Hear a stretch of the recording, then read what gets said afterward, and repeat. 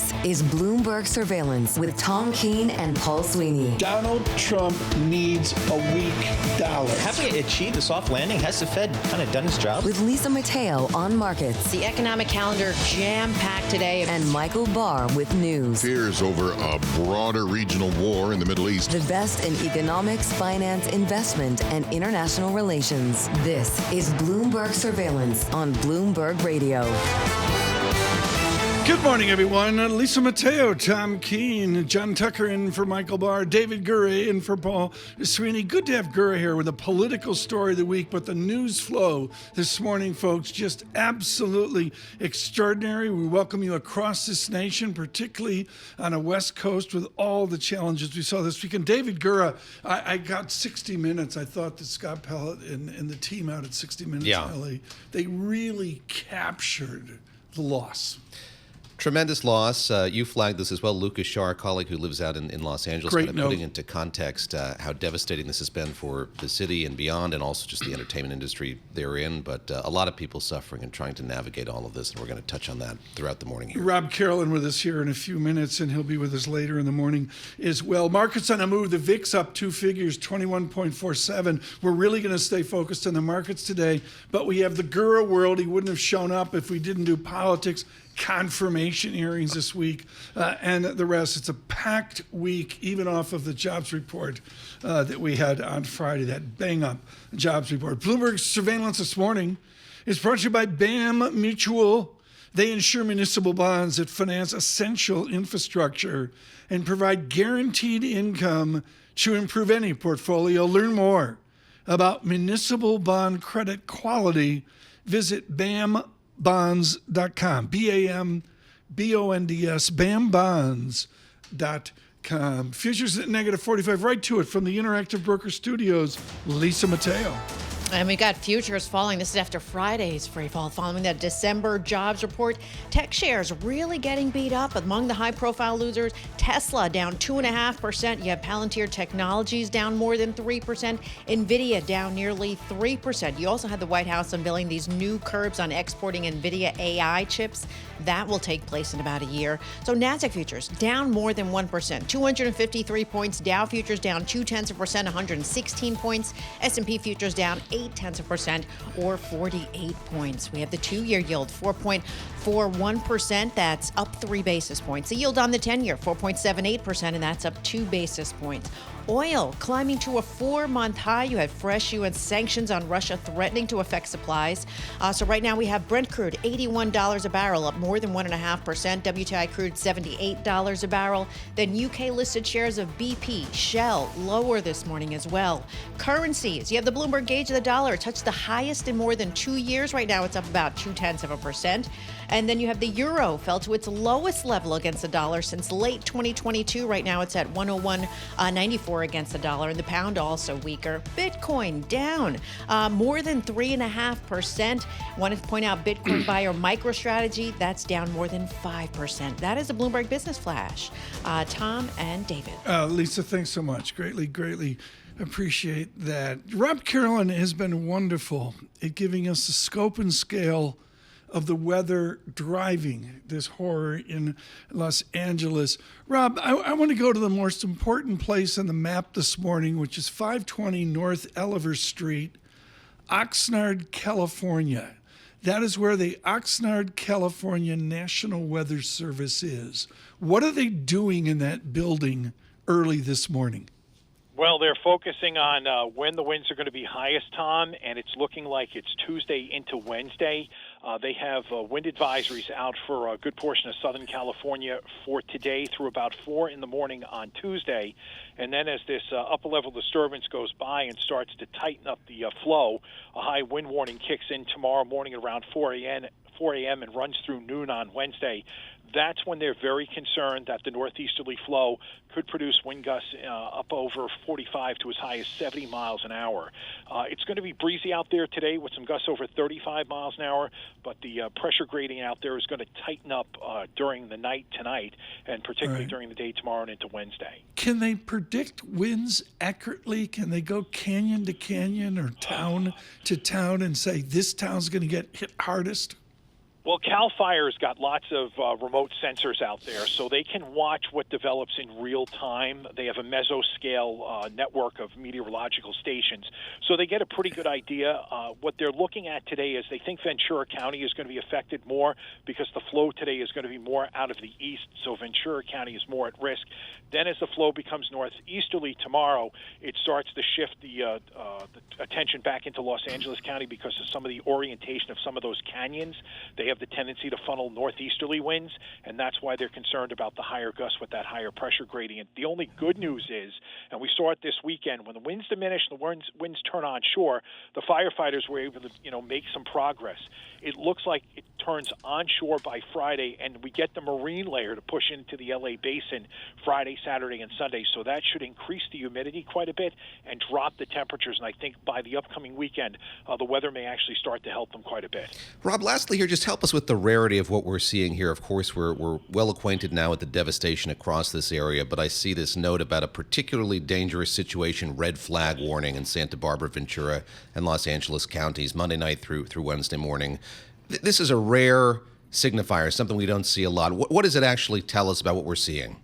Well, what it tells us, David, is the fact that the winds have been getting so strong. I mean, Santa Anas occur from the fall into the early part of the winter in Southern California. But in this particular case, we've been seeing them get very strong. Last week we had gusts over 100 miles an hour, which is the strength of a Category 2 hurricane. Tomorrow they may gust to the strength of a Category 1 hurricane. And with the fact that Southern California has had less than 0.2 of an inch of rain since the beginning of October and had above normal precipitation last year, which led to higher vegetative growth in the last 12 months, we just have a bad combination of all the wrong ingredients in place in Southern California over the next several days. Rob Carolyn, thank you so much, and we'll visit again here in a few hours. Mr. Carolyn is, I say, surveillance meteorologist providing a lack of hysteria for all of Bloomberg Media. Just can't say enough about how he's delivered the goods here in the last week or so. We start strong this morning with the perfect guest. Patrick Armstrong is fearless at Plurimi Wealth in the United Kingdom. He's very visible within the British press, but far more has a wonderful cross-asset view. Patrick, within the equity markets, is this a correction or something more? Well, we're already in a correction. If you look outside of the United States, since October, the MSCI World ex-US is down 10% now. The US is probably down about 6% peak to trough if you include today's futures. So a correction won't surprise me because we're already in it in many places in the world. The US is very close. We've been really negative on 10-year yields for a number of months now. We think Trump getting inaugurated next week, he's unequivocally pro-growth short-term and definitely inflationary. All of his policies, we think, either provoke growth, which is inflationary, and provoke inflation through tariffs and protectionism. So you do have the S&P not at record multiples, but it is near record multiples on many measures, and it's hard to have those multiples sustained as yields do move higher. If you suggest higher yields, lower bond prices, note prices, bill prices, does that mean some equities do well and others don't, or do you just run and sell? So, yeah, definitely there's interest-sensitive equities are going to struggle in this environment. We do think the 10-year yield keeps moving higher throughout this year. Companies that have a long duration where the market's basically discounting future cash flows that are very far into the future. So those are the mega cap growth companies that don't have massive earnings today, but the market's hoping for massive earnings. Those get discounted at a higher rate. And the traditional interest rate sectors, or interest rate sensitive sectors, such as property companies, I think are going to continue to struggle. Utilities, dividend payers, those kind of companies as an alternative to bonds, I think face headwinds. Patrick, what do you, when you see the 10-year yield moving as it is, what is that telling you? What would you suggest to a novice who is watching this with some stupefaction? Well, it's not moved enough yet. We do think we get above 5% by year end, and the market's too complacent on inflation. If you look at the 10-year inflation swaps, you're at 2.3% today. And that's just pricing the Fed for a perfect decade. And there's so many forces, protectionism, nationalism, running massive deficits, stoking demand. All of those forces are inflationary. So there's going to be periods where inflation looks in line with the Fed targets, but there's going to be intermittent spikes. So you've got a yield curve historically, which is steep. 1.5, whatever the Fed funds rate, 1.5% above that, is typically where the 10-year yield is. So if you've got the Fed cutting once, maybe twice this year, and a normal yield curve, you do get a 10-year rate of about 5%. So it's the market was too complacent on inflation. It's starting to get less complacent, but it's still at a phase where it's too complacent, in my opinion. To someone who sees that and feels worried, is your counsel this is a return to something close to normal? Don't be as spooked as you might feel like you should be, or is it telling you something that is potentially worrisome? So there's potential drivers of the 10-year yield. And if it's stagflation, meaning weakening growth but higher prices, that would be a terrible environment for equities. If this normal yield curve is implying that we are getting back to an environment where there's growth, we think the U.S. economy is going to grow at almost 2.5% this year, which is above its long-term potential. Equities can move higher in that environment because you are getting earnings growth, you're getting economic growth, and the normalization of the yield curve is something you shouldn't be worried about. So in our base case, it's based on a no landing scenario in the United States is a big part of it, combined with some inflationary pressures. And we do think equities move higher for the year, but because the yields have moved so quickly and so sharply, you're getting a bit of weakness right now. We continue with Patrick Armstrong of Plurimi Wealth, Leslie Falconio sitting by, head of U.S. Fixed Income Asset Allocation, UBS. We'll get to her on these higher yields in a moment. We welcome all of you across the nation on your commute, Apple CarPlay, Android Auto, on Sirius XM Channel 121. What's the one thing I got wrong last year? I had no idea how big the Sirius XM audience was. Their handlers came in. It was like 7 guys with briefcases. And they said, here's where we are. Good morning on Sirius XM. And, of course, 92.9 up in Boston, 99.1 FM in Washington. And good morning to our flagship across all of the tri-state area, Bloomberg 1130. Patrick, couple more questions. How do currencies play into this? I mean, I got a dollar fact running away, dollar stronger. Is it like equities, like the shorts throw the towel in? Does the weak dollar crew throw the towel in and we get a convexity and an acceleration in strong dollar? It's hard to see the dollar weakening right now because you're getting the safe haven benefits of it. You've got a Fed that's going to cut less than the ECB. We think the ECB cuts 4 or 5 times this year, and we think the Fed's only cutting once. Higher economic growth based on real deregulation out of the Trump administration. Fiscal stimulus continues. So all of those factors do lead to dollar strength in 2025, in our opinion. I think a big chunk of the move has happened already, but I do think you see the dollar continue to grind higher, and the rest of the world is going to use their currencies to combat potential tariffs that will be coming in. So I think weak currencies for the rest of the world to combat potential U.S. tariffs is going to be part of the currency wars that emerge this year. Patrick, thank you. Thrilled to have you start us out on this Monday morning. Mr. Armstrong, CIO, Plurimi Wealth Management in London. Joining us now, Leslie Falconio. We switch over to fixed income here in retreat. Prices lower, yields higher. Leslie, I have really issue with yield, and spreads. Pros like you are like yield this, yield this. Prices are down. How bad is it? Is there a correction across the yield curve? Well, look, I mean, I understand what you're saying, but listen, the purpose of fixed income is compounding income, right? And what you're seeing now in terms of some of these yields that you're offered, you have a lot of cushion, right, before you break even. But one thing that I will say, I mean, momentum now is obviously for the 10-year to likely reach that 5%. And we think it has the potential to reach that too. We just don't think that it's going to be sustainable over 5%. And, financial conditions, while tightening, that core of financial conditions comes from the credit market. And right now, even though we've seen that 100 basis points rise since that September 50 basis point cuts, credit has done incredibly well, right? It's really stayed. The volatility has been very low. Spread vol has been very low in credit, and it's really held in quite well. Now, if you go above that 5%, 5.10, and it stayed there, meaning it's sustainable, not just see it, then we think there's going to be an issue in terms of that credit side and things like, high yield. And this is where we start to get a bit concerned. I mean, obviously, it's whether or not it's due to inflation or growth. But right now, I mean, credit is held in quite well. So we think this is really more of a momentum issue in terms of the Treasury side.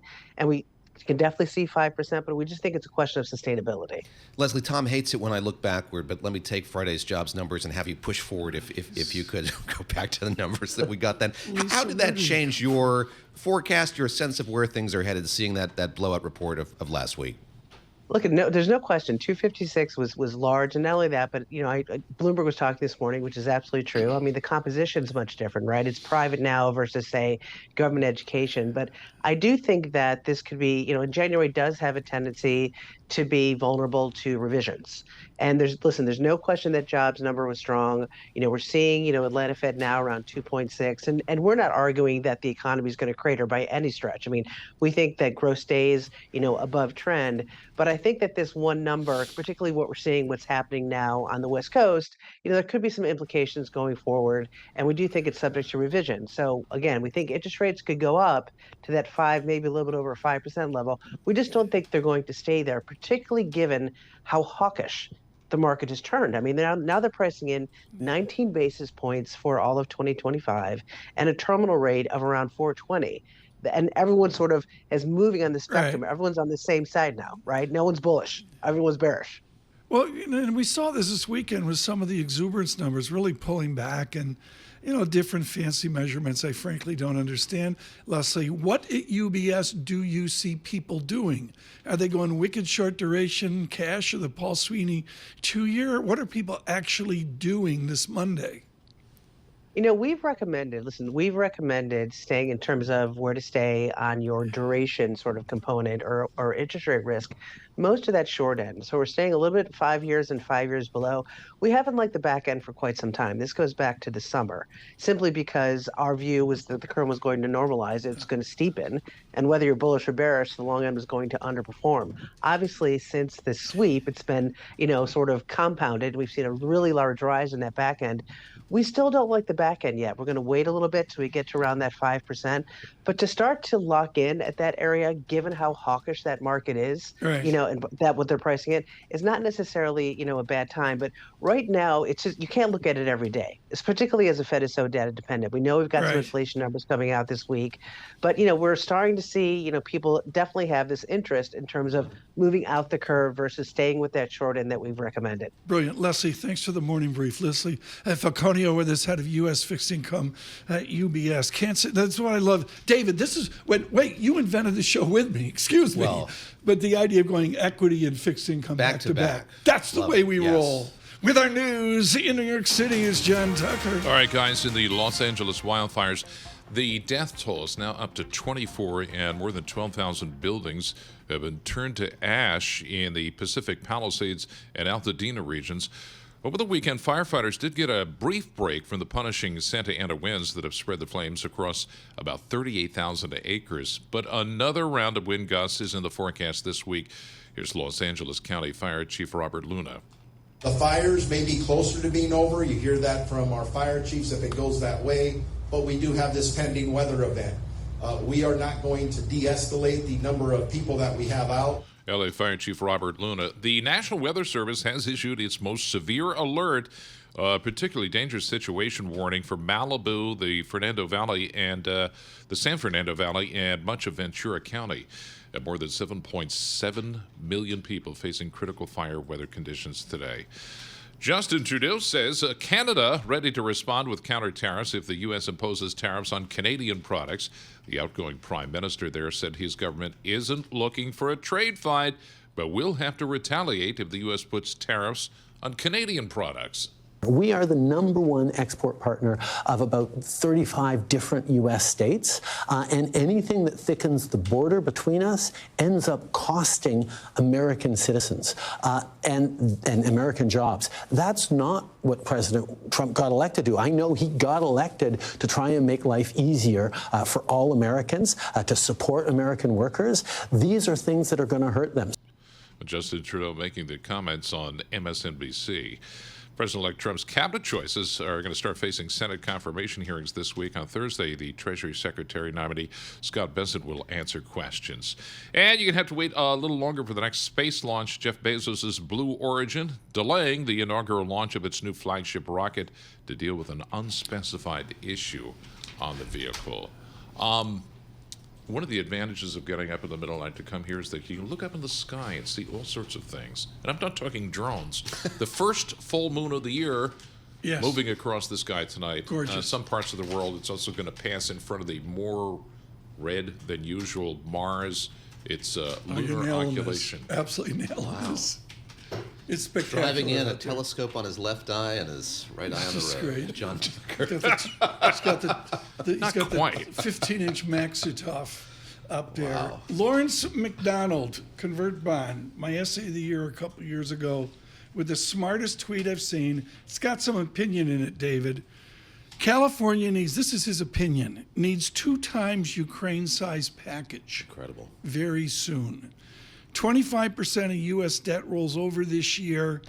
Larry McDonald, California's 11% of U.S. GDP, 12% of non-farm payrolls. The scope and scale, unimaginable. Just beginning to grasp. No other way to put it. Stay with us on YouTube. Subscribe to Bloomberg Podcasts when you're through your commute.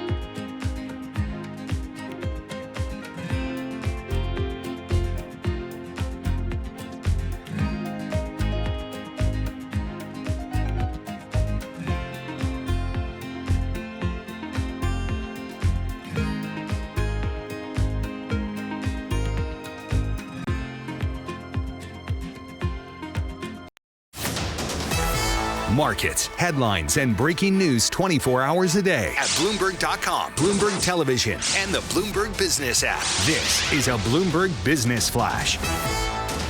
From the Bloomberg Interactive Broker Studio, I'm Lisa Mateo. We have futures set to add to Friday's losses. This is after jobs data kind of put the brakes on rate cut bets.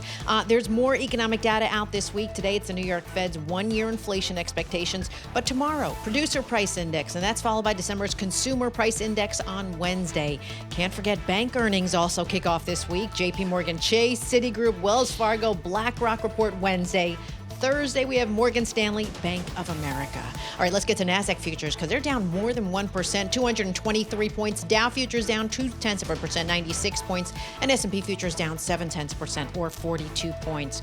Treasury yields extending last week's advance. We have the 2-year yield at 4.40%, up 2 basis points. And the yield on the 10-year, 4.78%. That's up 1 basis point. The Bloomberg Dollar Spot Index up 0.2%.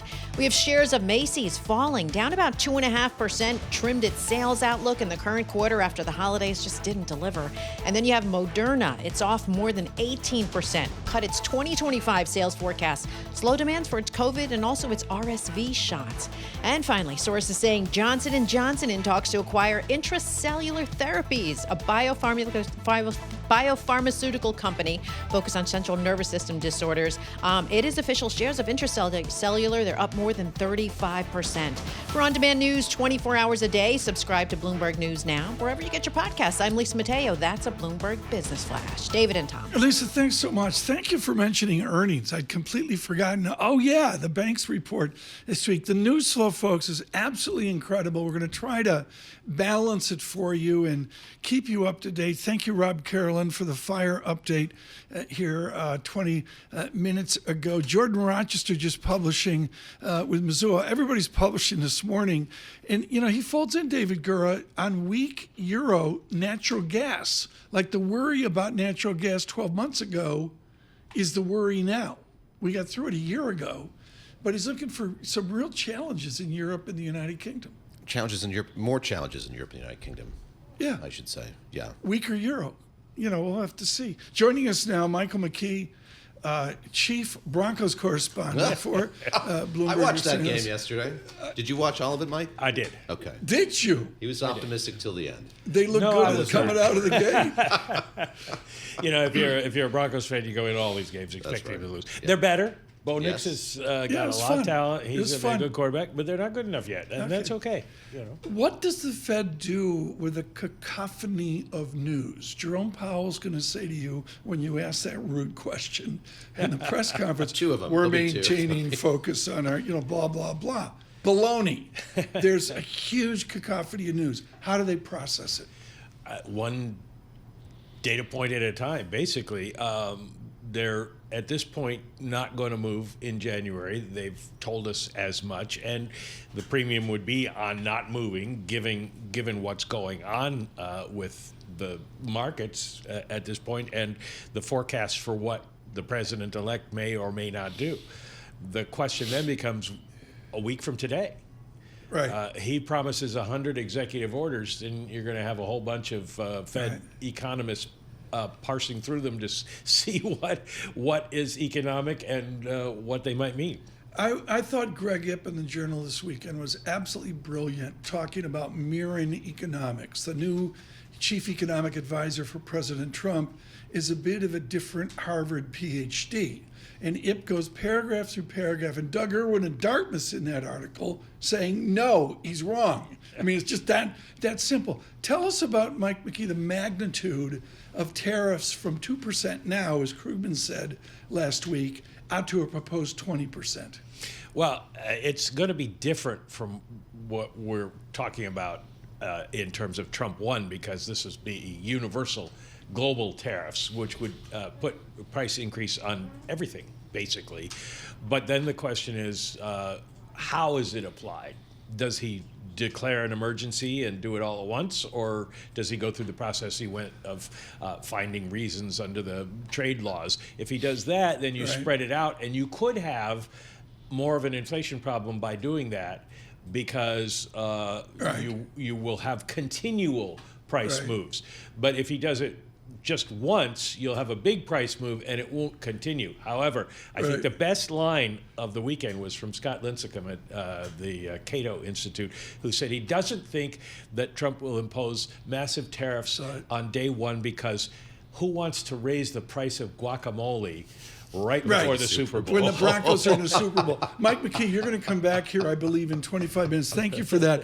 Kit Jukes was so fired up. He wants to come in and comment on the Denver Broncos. Right. Joining us now from Society Generale in London, Kit Jukes, and we won't ask what Arsenal did this weekend. Kit, Mike McKee brings up a point, which is there seems to be a tinge of inflation out there. Have we lost the expected disinflation vector?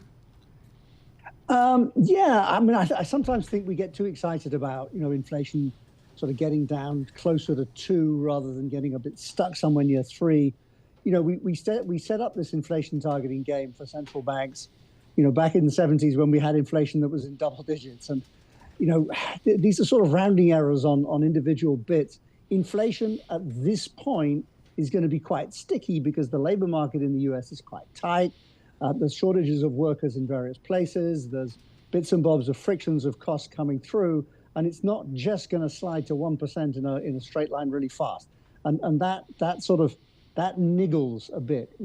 I'm not sure that the economics of it is telling you anything more than the US economy is not slowing down at this point in time, and it's not going to drive inflation down fast. I think that's probably the simple way to put it. You mentioned that inflation targeting game, and I wonder if we're going to see it end here with a whimper and not a bang in the next few months. And of course, we've heard from the Fed chair over and over again how committed the Fed is to that 2% target. Given all of the uncertainty that we've been talking about, that Mike McKee was mentioning just a moment ago, and what's happening inside the Eccles building as all these hundreds of researchers try to process what might be happening here tariffs-wise, do you think we're going to see an end or less leaning on that 2% target going forward? Yes, I do. I mean, I think you'll see that over time. I think I don't think that'll prevent the fact that the Fed will be nervous or will feel there's no massive hurry. The economy's close enough to full employment at this point in time to kind of be sort of looking at it, not saying things like, well, the next move's a hike or stuff, but say, look, let's kind of slow down, take a bit of time out, look at it.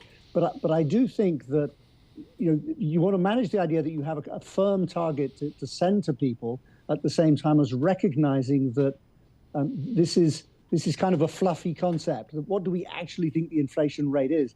We have various ways of measuring it. That A, it's going to get stuck for a little while.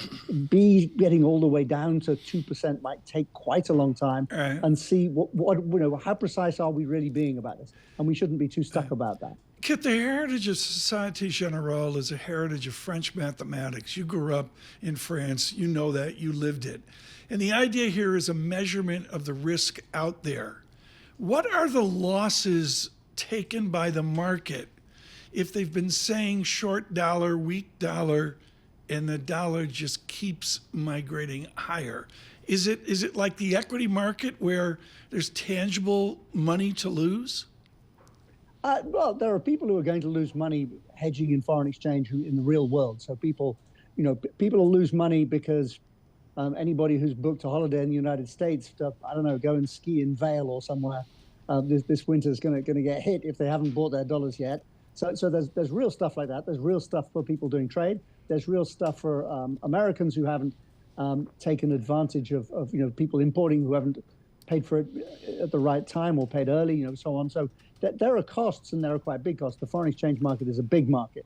You'd have to say the difference with the equity market is that when we have a huge foreign exchange move, it's a fraction of what the equity market can do on the course of a month or two. So we don't have such big moves. Okay. But even so, this causes real pain to real people. And Right. people have to sit about, what am I going to hedge today? On short notice, Kit Jukes with us with SocGen. Thank you so much. This was DXY over a 110. BBDXY, the Bloomberg Dollar Index, out to a new territory, 1322 for global Wall Street. The euro, wow. I mean, there's no other way to put it. A 101.91. We're not on the parity watch, but boy, are we there in 2 or 3 days. Yen not giving me love. I'd expect a 158, 159 yen. I don't have that. Yen actually pretty resilient at a 157 handle, but all sorts of EM. Damien, I was watching Damien lose money yesterday, David Gura.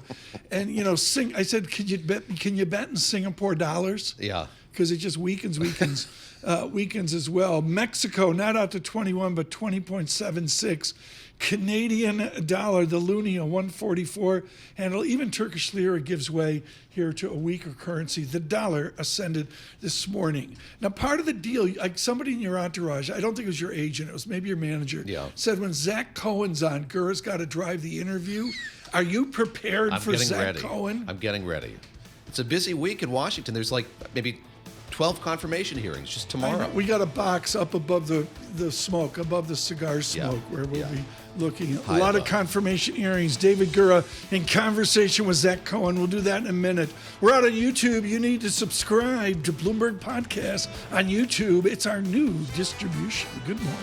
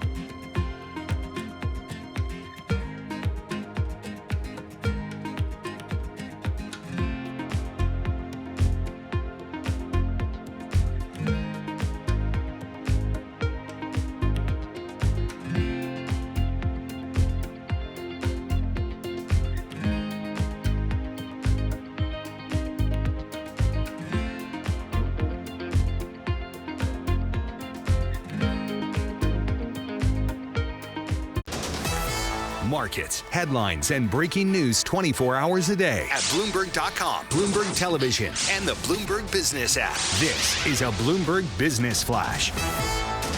From the Bloomberg Interactive Broker Studio, I'm Lisa Mateo. Well, the sell-off continues as traders kind of reassess the Fed's rate path. Bank of America changed its bets from a projection of 2 quarter-point cuts this year to saying it no longer expects any. It also added that there's even a risk the next move is a hike, and Goldman Sachs sees 2 cuts this year, down from 3 earlier. We'll start with NASDAQ futures down 0.9%, 200 points. Dow futures down 0.1%, 55 points, and S&P futures down 0.6% or 37 points. We have the 2-year yield at 4.40%, up 2 basis points. The yield on the 10-year, 4.77%, and that is little change. To commodities, oil hit a 4-month high. We'll go to Brent crude, up nearly 2% at $81 a barrel. WTI crude, $78 a barrel. The Bloomberg Dollar Spot Index up about 0.1%. Companies in the news, we'll start with Tesla. It beat Volkswagen's Audi in a global car sales for the first time. Audi actually sold 1.6 million vehicles in 2024. Tesla delivered nearly 1.8 million last year. And BMW car sales dropped due to a costly recall, also weak demand in China, falling 4% to 2.45 million vehicles in 2024. But here's the thing, its EV sales rose 14% last year. And finally, Apple sold 5% fewer iPhones and lost ground to Chinese rivals in the holiday quarter. That's according to Counterpoint. Its shares down more than 1%. That is your Bloomberg Business Flash. David and Tom. Thanks so much, Lisa Mateo. We welcome all of you across the nation, and particularly in New Mexico this morning. At 35 minutes past midnight on June 19th, 1959, the time of Dwight David Eisenhower. He had a Senate confirmation hearing, and it went down in flames. Lewis Strauss, an admiral, was denied a cabinet position under Ike. That's how rare this is. Joining us now to speak with David Gura, Zach Cohen. Gentlemen, go. Tom, I do hope you'll participate in some capacity. Zach, great to have you with us. Zach, of course, I'll get the tax reporter at Bloomberg Government. Set the stage for us. This is going to be a busy week, and of course, we haven't even gotten to Inauguration Day, but we have each of these many cabinet nominees sitting before their respective committees on Capitol Hill. I imagine the one that you're going to be watching most closely is that before the Senate Armed Services Committee, Pete Hegseth there. And that, picking up on what Tom said a moment ago, if any of these seems in doubt, it might be that one. I mean, we all remember there's been a number of cabinet nominees that have failed over the years. I'm remembering John Tower, the former Secretary of Defense nominee, that failed in kind of spectacular fashion a couple of decades ago. You mentioned Lewis Strauss. And we don't have to look much more lately than that than Matt Gaetz for the Attorney General slot that failed before he was even formally nominated for the position, and now is a former member of Congress from Florida. And so it's hard to underestimate just how much these confirmation hearings and the lead up to them can make or break a presidential nominee. Senate Republicans are very eager to get some of these folks through the confirmation process. They can be confirmed on day one on January 20th or the afternoon after President-elect Donald Trump is sworn in on the steps of the Capitol. But certainly these hearings set the stage and allow Senate Democrats especially the opportunity to try to pick holes in their records, especially for people like Pete Hegseth, who faces a number of allegations around things like mismanagement of a Veterans Affairs organization, sexual misconduct, all things he has denied, but have certainly been a target of conversation. Zach, the Senate Democrats will be picking holes, but I wonder what we know of their strategy going forward here.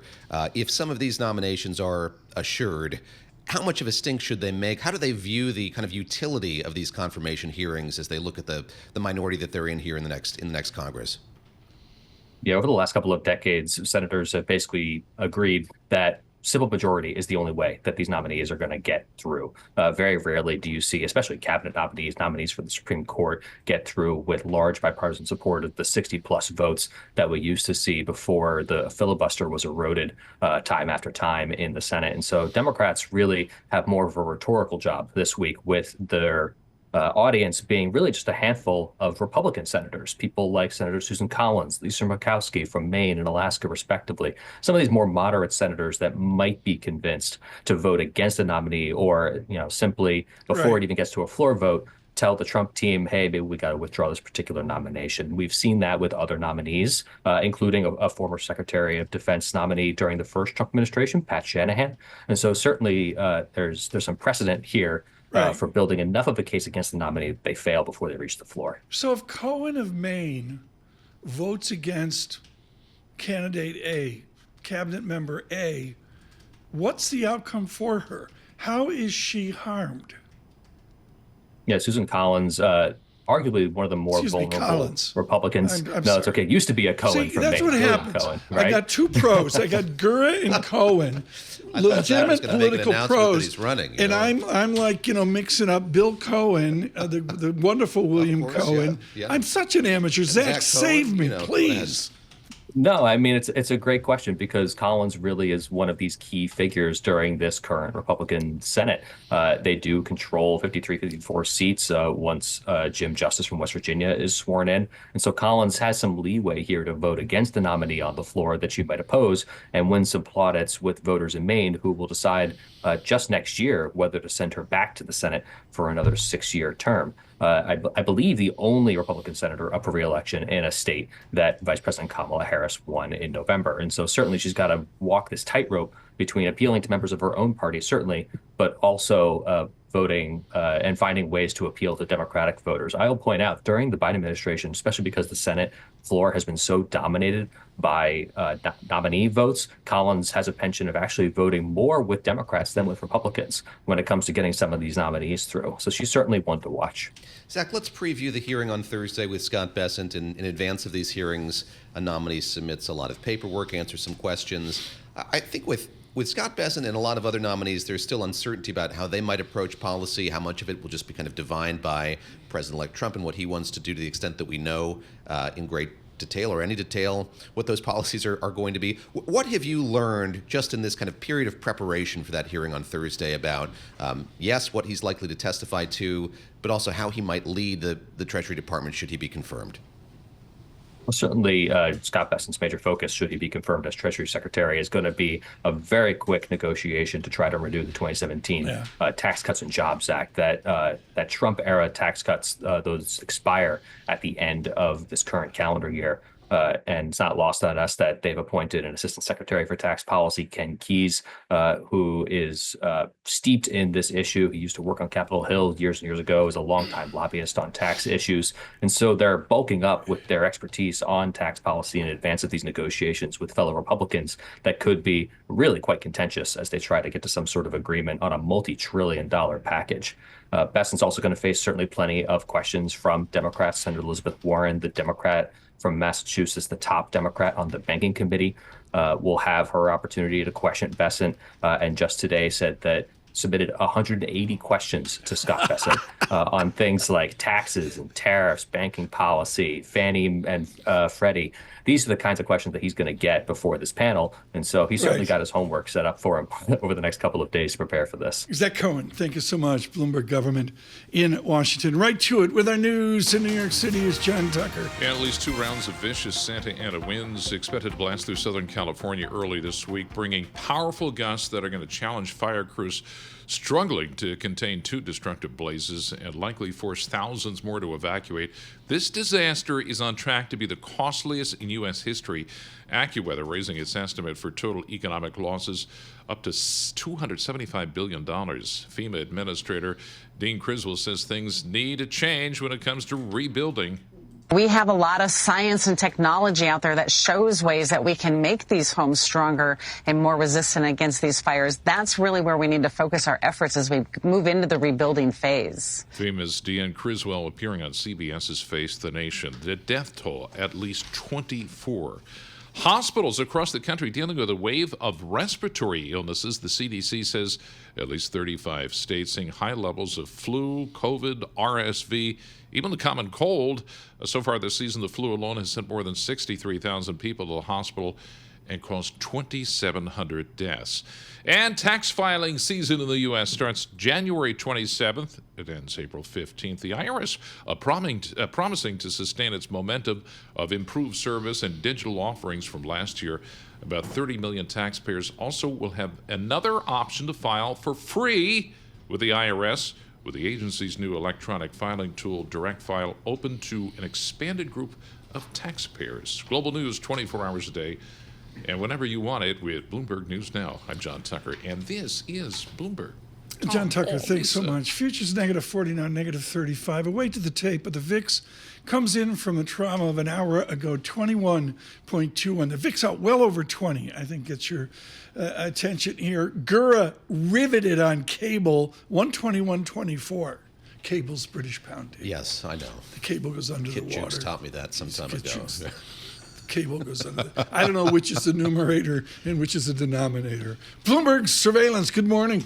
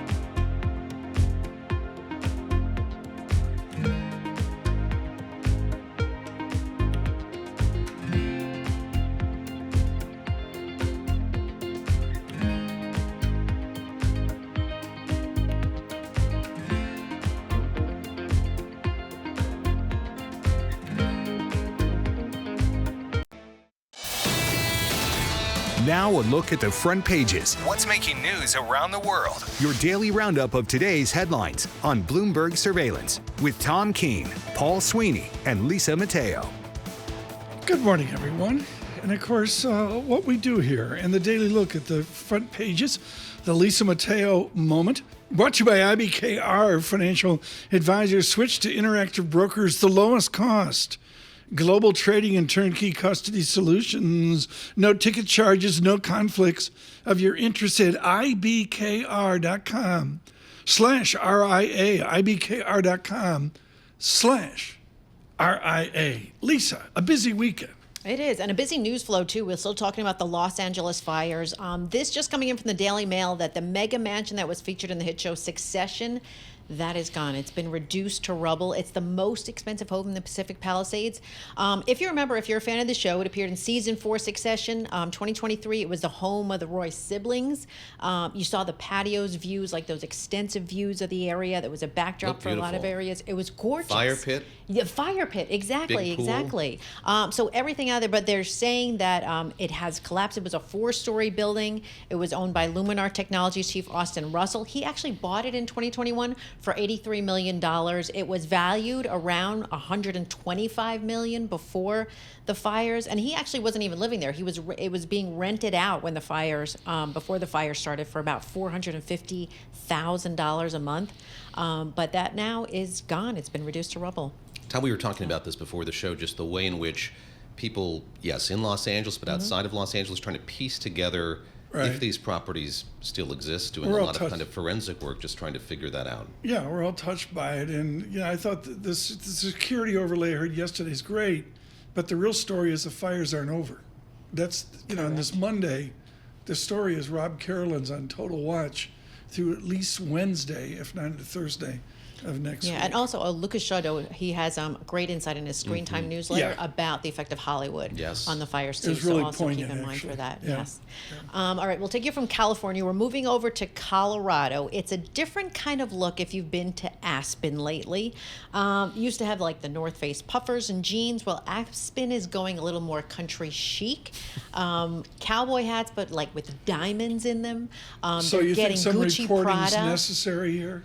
I think we need a road trip. We got to get out there. Lisa on the Gulf Stream will work out great. I really think we do. We have to go to Gucci, Prada, because they're all like starting to go in the area now. This is the Wall Street Journal. They're saying like Max Mara opened this store where you can get a $4,000, fuzzy teddy coat. Max who? Max Mara. So Gary. Hold on, Mrs. Gotta Keene is check it calling out. me. Gotta check it out. You have no idea. But it's changing. You know, the snow bunnies are wearing like Prada puffers. And What if they like fall that. down? Okay, they got a Prada puffer on. Yeah. If you fall down, do you fall down with any more grace? I guess not, but you look good doing it. You look see? good. That's You the look thing. good There you breaking go. your ankle. You spent some time in the Centennial State, Tom. Did you go to Aspen when you were there? I mean, when you were... I went through it. Yeah, the one I Drove up. really did was Steamboat, which is Okay. much farther Closer, over yeah. to the west. But that was ancient history. And, you know, they're having a rough time of it between Ski Patrol on strike at Park That's City. right. And That's right. just the sheer, to me, there's too And the many demand people for on the champagne, slope. I guess, in Aspen. Yeah, it's, you know, I guess But a lot you'd of rather celebrities be going. in Yes. Colorado. Yes. Next. A lot of celebrities going there. Mariah Carey, Jennifer Lopez, Jeff Bezos. Tom Keene. Okay, Tom Keene. Here we go. Baby boomers and users of weight loss drugs giving this boost to injectable aesthetic treatments. This was in the Financial Times. It's because, quick explanation, people losing weight, right? Your face begins to sag, and they call it Ozempic face. So now they're needing these injectables to help give a little plump. Give it that, Neuromodulators, Tom. Give it that little plump that you need. And they say baby boomers are starting over 60 plus. And it's not just women, it's men too, just to let you know. But they're seeing this significant uptick in the use of it. So these are injectables. They make you reduce wrinkles, but also give your skin that little plumpness to kind of help it out after you lose weight. Now you know. I'm telling you. Now you Gotta know, go Tom. check it out, Tom. What, Ozempic? I don't think so. Lisa Mateo, thank you so much. Off to Prada and Gucci and Aspen. You go. We lost a giant this week. Yes. Sam Moore of Sam and Dave. It's about stacks. It's about Memphis. And we say good morning to all of the South.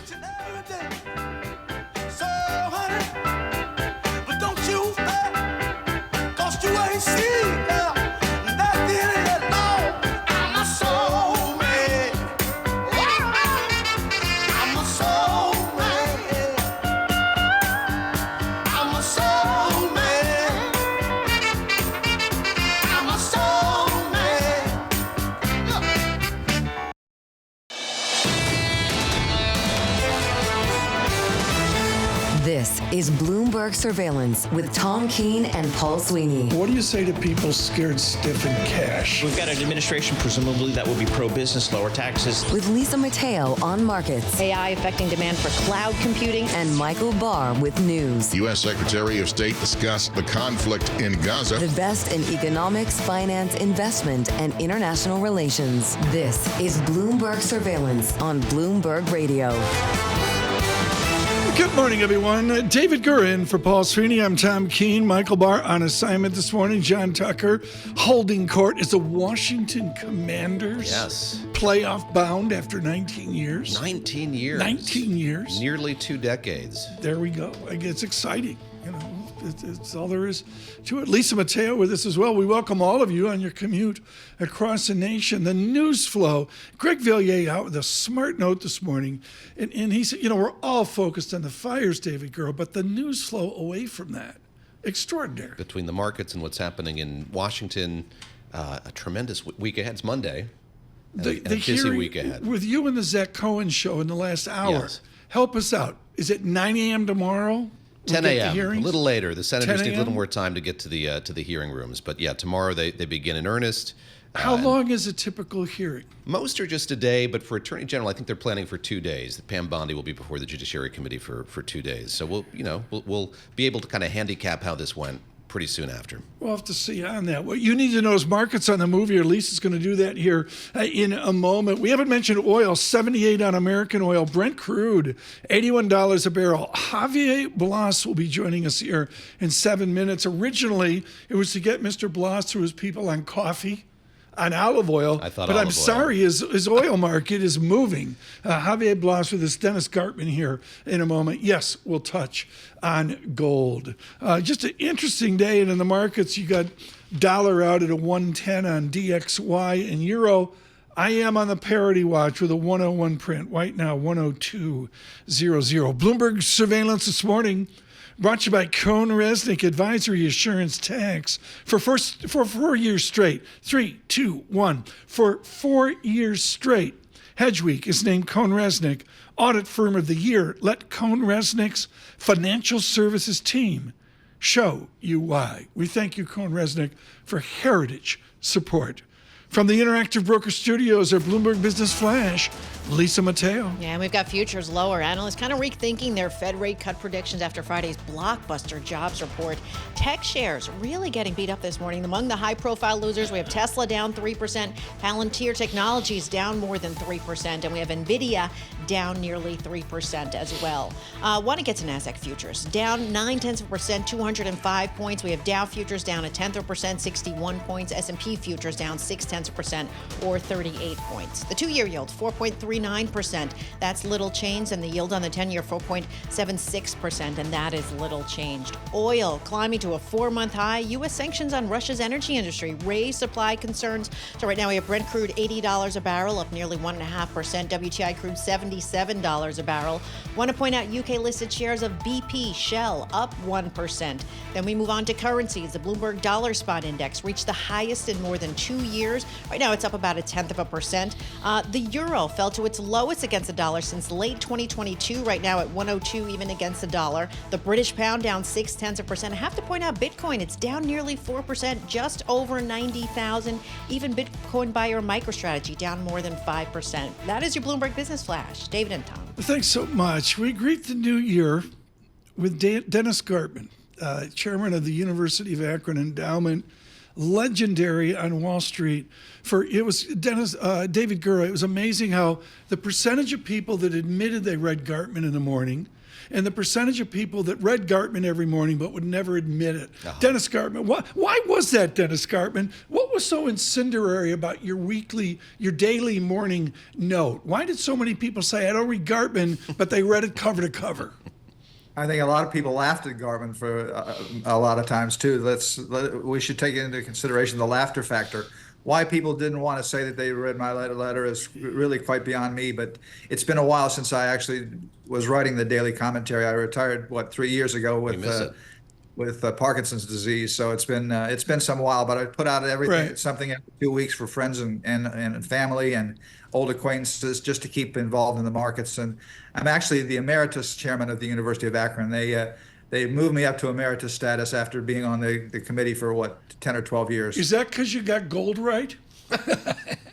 Actually, we did very well for the university. I fought with the members of the board for quite some period of time, got us to buy gold almost 4 years ago, bought a little bit more 6 months ago, and continue to hold 5% of our portfolio, which for a university is really quite extraordinary.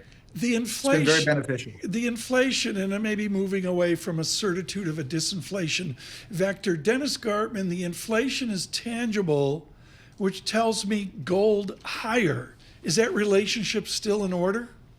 I think that relationship is still in order. Commodities generally are moving from the lower left to the upper right now. Grain prices have stopped going down and are starting to go up. Livestock prices have been up for a while. Obviously, crude oil prices have been skyrocketing in the course of the past month and a half or so. So commodity prices are moving from the lower left to the upper right, and I continue to think that that's going to happen going forward for quite some period of time. Pay attention to what's going on in the term structures. You got inversions in a lot of the markets and contangos that are disappearing relatively quickly, which tells me that demand for commodities generally is stronger than people had anticipated. The best band to do a contango dance is Milk Carton Kids. It's unbelievable, David, to do the contango with Milk Carton. They're so gentle about it. Continue. Dennis, it's great to speak with you after far too long, and I want to ask you sort of what your sense is of the U.S. economy now when it comes to inflation. We're looking ahead to CPI and PPI this week. What's your sense of sort of where things stand now, the direction of this U.S. economy? The economy itself is obviously a good deal stronger than I had anticipated and than a lot of people had anticipated, and Friday's employment numbers were quite a surprise to almost everybody, including me, which is the reason why stock prices were down so sharply on Friday. I continue to think that the Fed will err upon the side of allowing the overnight Fed funds rate to make its way quietly but marginally lower. Yeah. The back end of the curve is under pressure. Rates at the back end of the curve are going higher. So we're going to have a yield curve that is more and more positively sloped. And when you go from an inversion, which we had for a long period of time, to a renewed positive slope, that is always indicative of an impending recession. So the economy is strong right now, but I think it's going to weaken up rather dramatically over the course of the past the future 5 to 6 to 7 or 8 months. This Monday across the nation on this morning commute, Dennis Gartman with his Javier Blas joining us here in a moment on the higher oil prices. We'll touch on coffee and olive oil as well. We welcome all of you on your commute. Don't forget our new distribution. Subscribe to Bloomberg Podcasts out on YouTube. David? Dennis, you mentioned you gave up the daily newsletter just a couple of years back. Were you writing it this morning? Were the alarm clocks still going off at 4, whatever it is, in the morning? What would have been the headline today? I would have talked about what's going on in California without a question. That's going to be detrimental to the economy. And I think it's surprising how much money is going to be spent to rebuild California. It's going to take a long period of time. The estimates are, what, 150 billion. I think it's going to go to 200 billion or more over time. So I'd be writing about what's going on there. And I'd spend some time writing about what's going on in the US dollar. Clearly, the dollar continues to get stronger by the day, by the minute, by the hour, and it's going to continue to do so, which the incoming president is going to be antagonistic towards that. He would rather see a weaker dollar rather than a strong dollar, but I think he's going to face a stronger dollar for a long period of time going forward. The problem with Gartman is there's like 8 ways to go with this conversation. We've got in at Bloomberg this morning a new estimate of 250 plus billion on the California disaster. David, why don't you pick it up with Gartman on strong dollar in President Trump? I mean, you've reported this. Dennis, I wonder what you are thinking as you look at the economic team that this president-elect has put together. We were talking about Scott Bessent, who's going to be testifying before the Finance Committee this week for Treasury, but you still have a number of more hawkish figures in that group. Is there a sense that there's going to be unanimity among those economic advisors, and what does that tell you about the strength of the dollar going forward here? You mentioned just a moment ago that this is a president who perhaps favors a weaker one. Publicly, there will always be they will always agree with one another in public circumstances, but behind the desk, when the curtains are closed, that's the question that arise. What do they believe individually? I'm a little concerned about Mr. Bessent because he's such a strong proponent of Bitcoin and the crypto market. I'm a little disconcerted about the president himself being such a supporter of the crypto market. I have missed the crypto market completely. I will admit that openly and without equivocation. But I think that crypto, if you watch what's going on there, I think that's going to be a price that falls rather precipitously over the course of the next several months. Pay attention to the gold crypto relationship. 2 weeks ago, it took 41 ounces of gold to buy 1 Bitcoin. Now it's down to 33 and heading lower, and I think it goes to 25 over the course of the next several months. And Dennis, before we let you go, the oddity of the moment, which you and I are the only two breathing that remember Nifty 50. We've got Nifty 7 now. They continue to generate free cash flow. If we're defensive, if we believe in higher yields, is Mag 7 correlated to yield? Or is Mag 7 almost a utility like Dominion years ago where you hide out, say, in Apple? I don't think you hide out in the Mag 7 at all. I think on balance, if I had to take a position in the Mag 7, I'd be short of them, not long of them. And I think that they will tend to follow what goes on in the interest rate market. Rates going higher at the long end of the curve is going to be deleterious to the Mag 7. The fact I've been bearish of stocks for a while, and I'm in my own account, I'm marginally net short, like short 3% or 5% of my portfolio is net short. And if I had to choose individual stocks to be short, I'd be short of the Mag 7. The fact that we've had such a narrow, defined bull market with just 7 stocks leading the entire market higher, I think that's, to me, indicative of a market that's toppish and heading rather markedly lower over the course of the next several months. Dennis Gartman, thank you so much. Of course, the Gartman letter, iconic. He's Chairman Emeritus, University of Akron Endowment. David Gura and Tom Keene, we welcome you this morning. Hope all is well with you. Again, we're out on YouTube. Subscribe to Bloomberg Podcasts out on YouTube right now. I look, David, at what Dennis said here and the folding in of what President-elect Trump will do. And I think for all of our listeners, whatever their persuasion, it's what, 4 or is it 400 executive orders the first day? Yeah, it's something that the president-elect says over and over again, which is on day one, I'm going to do this or that. And so we'll see what happens here after that ceremony ends and he returns to the White House, sits down at the desk, and I've heard 100. We heard that from Zach Cohen as well. So it's an ambitious slate. Are you serious? 100? I was making a joke. No. 100? So he says. So I think we'll see a flurry of them. Pick your adjective, but I think we're going to see a lot of executive orders. I don't have the book in front of me, and I'm sorry I can't cite it. It's the Oxford Press History of America. FDR was inaugurated, and they went back to the White House, and he and Hubert Heaver put their desks together. And they literally, folks, in 1932-ish, I'm guessing, heart of the First Depression, they sat across the desk from each other trying to get the machinery going as FDR tried to save the banking system. It's interesting. I was in Washington last week for this funeral for Jimmy Carter, and that was so much of what people were saying, that there is this element of continuity between administrations, or at least there has been one historically. And so that's something I think we should all pay close attention to, the degree to which that heritage continues here with this transition, and how one picks up the ball from the other. Joining us now for a 3-hour conversation, Javier Blas. His book was seismic a number of years ago. Look for the movie Memorial Day Weekend 2027. He joins us now, and it was going to be a light conversation on coffee, on olive oil. Javier, I can't go light this morning. I've got to go heavy crude on Brent and WTI up. Why are they higher? Well, there are two reasons fundamentally. One is that the U.S. Treasury announced on Friday a number of sweeping sanctions against the Russian oil industry that got the market a bit ground-footed. It was a lot harder than many had expected, or we will have expected from the Biden administration departing only in a few days. More than 150 vessels affected, three big Russian energy companies affected, insurers, traders, etc., etc. That has really concerned some importing countries, notably India, that they have been relying a lot on Russian oil. And the other factor is that it has been rather cold here in Europe. It's going to be cold also in the United States in the next few days, potentially, and that is increasing the demand for heating oil. This is important. Javier published this morning, and Javier, the chart you have, most of my listeners and viewers don't know. Saudi Arabia is out of the picture. I mean, you've got a Saudi oil twilight out there.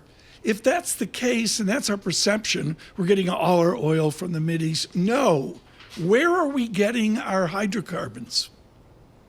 Well, the United States is getting its hydrocarbons from the United States. It's just one of the beauties of the U.S. shale revolution is that production in the U.S. has increased high enough to supply the whole country.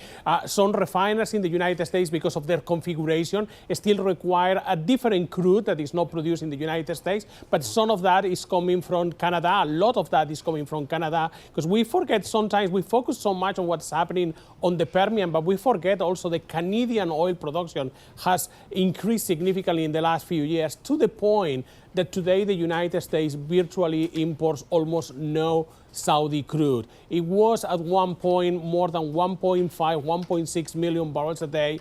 Last year, using monthly and weekly data, we don't have final data, but my calculations point that the United States imported around 275,000 barrels a day.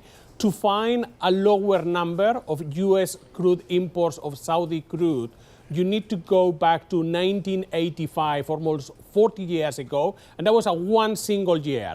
To find a sustained drop in in American oil imports of Saudi oil to something like we saw last year over a number of years, you need to go back to the 1960s. It is a great piece, which I commend to everybody. And Javier, I wanted to ask you, sort of, given what you've been describing, the degree to which the U.S. is producing so much oil, how does that square with the rhetoric that we're hearing from the president-elect about his plans for energy in this country going forward? The drill, baby, drill of it all. What will that mean for the global oil market if it comes to pass? Well, the problem is that the more the U.S. drills, the more that the U.S. produces, the more difficulty is for OPEC to keep prices where they are. But also at the same time, U.S. producers need high prices to be able to embark on drill, baby, drill. At the end of the day, I think that President Trump will ease a lot of restrictions for drilling in America. We will see at the margin more drilling that we will have seen otherwise if Biden have continued in the administration. But are we going to see a boom in American oil production with the growth that we have 5-10 years ago? I don't think so. Right. Are we going to see still a U.S. industry that is growing? Yes, I do think so. Javier, we got to leave it there. I'm so sorry. No you olive couldn't oil touch. Well, he's been brilliant Get him on back. orange juice, olive oil, cocoa, and some real leadership on the high price of coffee. We'll do that again with Bloomberg Opinions. Javier Blas. Futures and down 38 with our news in New York City, John Tucker. At least 24 people now confirmed dead, 16 others missing in the LA wildfires. Crews got a brief break from the punishing winds that have spread the flames across nearly 38,000. But another round of bone-dry Santa Ana winds in the forecast this week. Los Angeles County Fire Chief Anthony Maroney says red flag warnings in effect through at least Wednesday. These winds, combined with low humidities and low fuel moistures, will keep the fire threat in all of Los Angeles County very high. And LA Fire Chief Anthony Maroney says the National Weather Service has issued its most severe alert, a particularly dangerous situation warning for Malibu, the San Fernando Valley, and much of Ventura County. The flames have destroyed more than 12,000 buildings across nearly 38,000 acres. AccuWeather raising its estimate for the economic toll to up to $275 billion. Busy week of Senate confirmation hearings begins tomorrow for President-elect Trump's cabinet appointees. The defense nominee, Pete Hegseth, will be among those facing questions tomorrow. And Pangea policy founder Terry Haynes says he and others face a rocky process of advice and consent. All these nominees have tried to figure out ways to make themselves more palatable to the Senate at large and be able to gain a majority of votes. But we really haven't heard anything from these nominees in the nearly 2 months since they've been put down. So it's going to take a little while to walk through these folks and frankly see if the votes are there. Pangea policy founder Terry Haynes. The Supreme Court signaled it's likely to uphold a law that would ban the popular TikTok social app media platform in the U.S. if it isn't sold by its Chinese parent company by January 19th. Hearing arguments in Washington, a majority of justices suggested they see U.S. national security concerns as overriding the free speech interests. And Jeff Bezos' Blue Origin calling off the launch of its New Glenn rocket from Florida at the last minute after a few what they called anomalies were found during mission countdown. The Amazon founder hoped to close the gap with Elon Musk's SpaceX, but the rocket suffered unspecified issues, causing that launch to be abandoned this morning. Global news 24 hours a day, whenever you want it with Bloomberg News Now. I'm John Tucker, and this is Bloomberg. Tom, David, Lisa. John Tucker, thank you so much. Pierce Morgan in the FT this weekend on YouTube.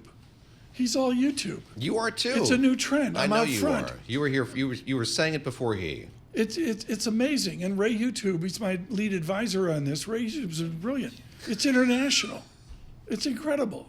Subscribe to Bloomberg Podcast. Good morning, Mr. YouTube. On YouTube. Bloomberg Surveillance.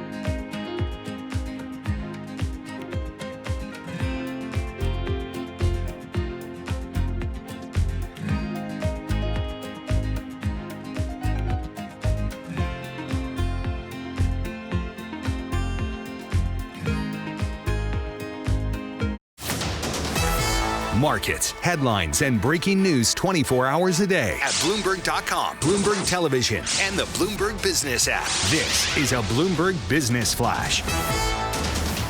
And this Bloomberg Business Flash brought to you by Oracle. The tension-growing businesses. Oracle offering to cut your current cloud bill in half if you move to Oracle Cloud Infrastructure.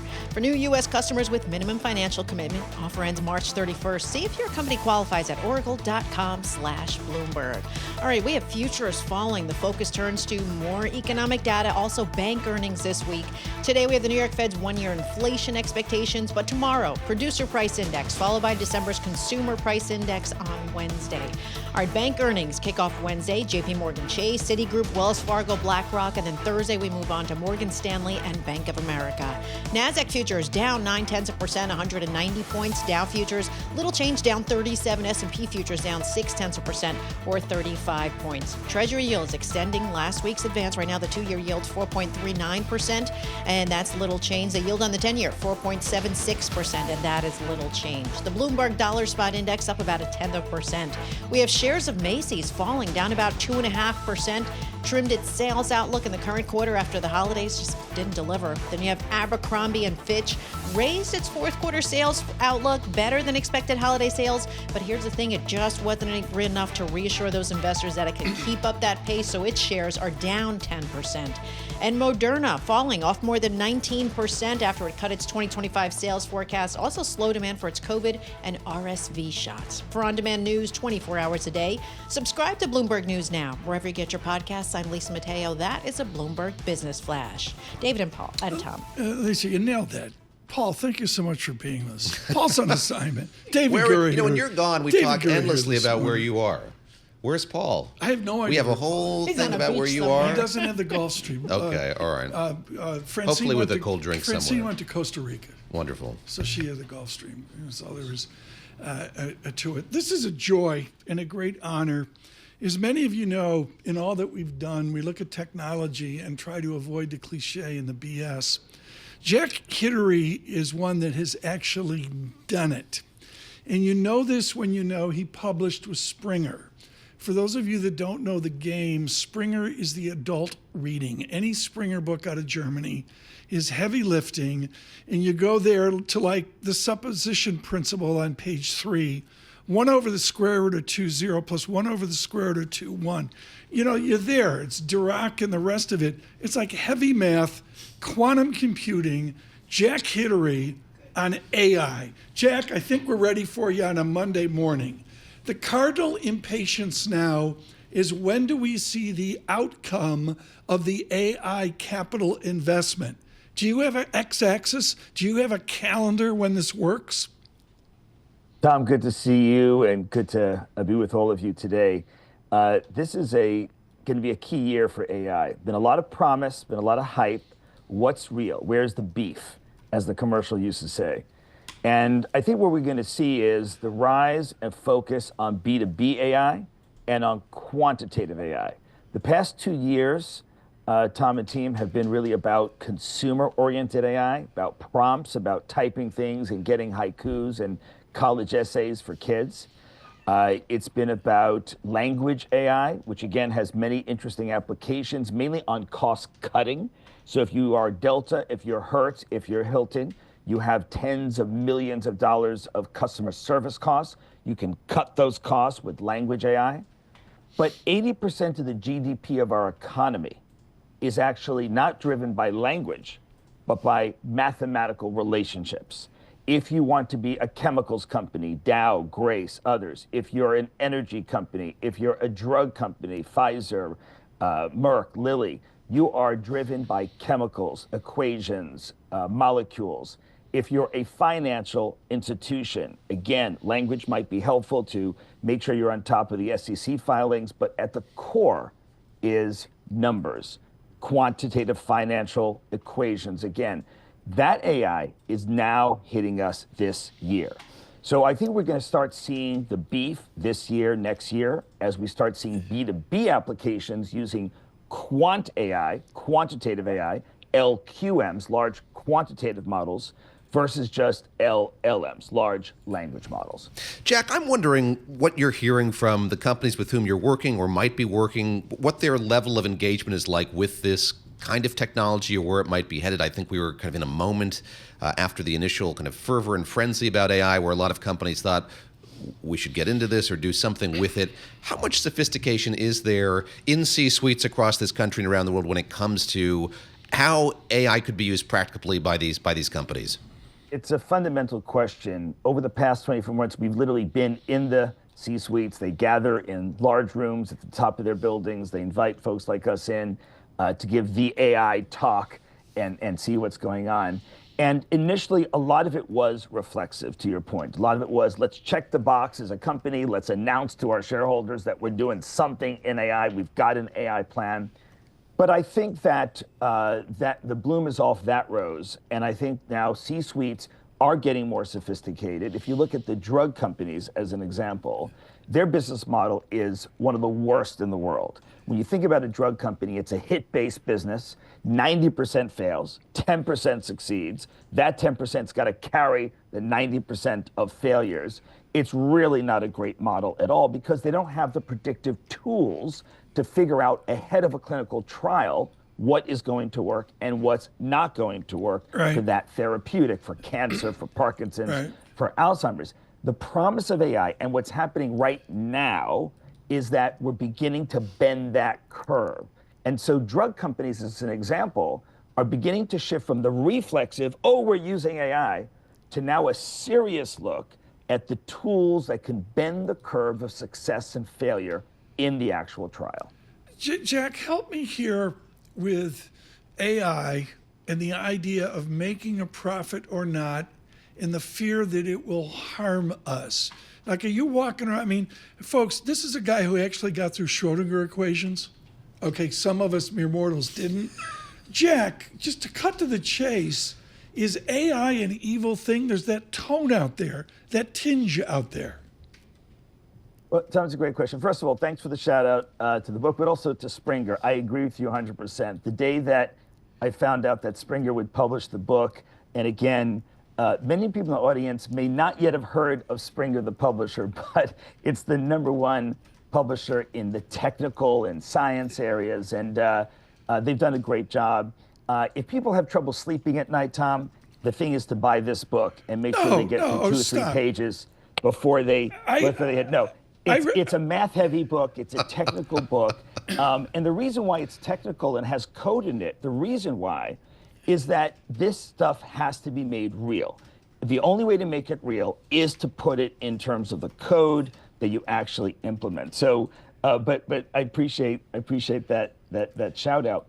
To your question, I think that, you know, the initial fear of existential doom and Terminator AI, honestly, what I'm more worried about is less Terminator AI and more teenage AI. Right now, some of the AI models are in their teenage years. Teenagers have this characteristic, I think, as we all know. They often appear to be mature and responsible young adults, but every few weeks they remind us that they're not when the car doesn't come back intact or things like that. And so that's where AI is today. And what the concern that I would have is that we're giving, in some cases, in some sectors, too much responsibility to AI to run mission critical kinds of operations when we should be using AI as analysis, as prediction, but not necessarily to run mission critical stuff. But the bigger picture, Tom, to the macroeconomic picture, I know on this show very often you like to dig into that, is that over the longer term period, but now we're talking about a 10-year period, we're going to see a deflationary impact of AI, both the language AI, but even more so from the quantitative AI. I got 30 and seconds. This could actually lead us, if I could, to one of the first periods of deflationary growth. We have to go back to 1870 in the United States to find a period of deflationary growth. Jack, Tom? I'm out of time. I got to go study Schrodinger equations, and we'll have you back on. Jack Hidrow with us this morning. We're out of time this morning, but you can't say enough about... This is the second law? That was Newton's second law. Schrodinger. I can't remember. The second, you're killing me here. I don't know. This is that quality Cornell go education. for that. Yeah, right? I didn't go too close to the engineering quad. Tried to steer clear. Are you worried about AI? You're not worried about AI. No, you're curious about it. I am not. I look at it like the railroads, and Jack was brilliant there, folks, going back to 1870. And I go back to Clay Christensen and creative destruction. And he was a huge supporter of what I did. And we tragically lost Clay Christensen way too early. We're dealing with selective destruction of what we know.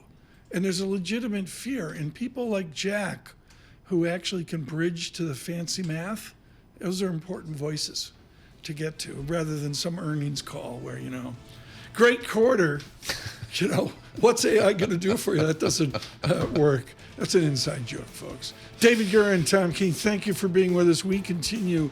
Lots of good things coming up. We're on YouTube. Subscribe to Bloomberg Podcasts, growing each and every day from New York City. Bloomberg Surveillance.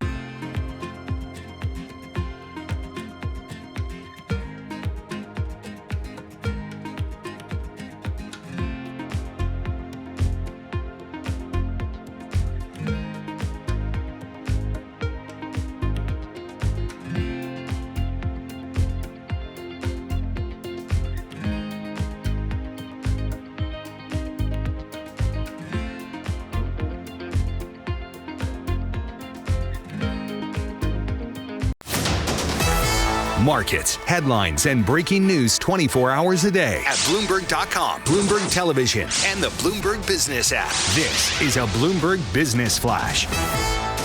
From the Bloomberg Interactive Broker Studio, I'm Lisa Mateo. The sell-off continues as traders reassess the Fed's path right now. NASDAQ futures down 0.9%, 193 points. Dow futures, little change, down 29. S&P futures down about 0.5%, 34 points. The 2-year yield at 4.39%. That's little changed. And the yield on the 10-year, 4.76%. That is little changed. To commodities, oil hit a 4-month high. We'll start with Brent crude at $80 a barrel, up nearly 1.5%. WTI crude, $78 a barrel.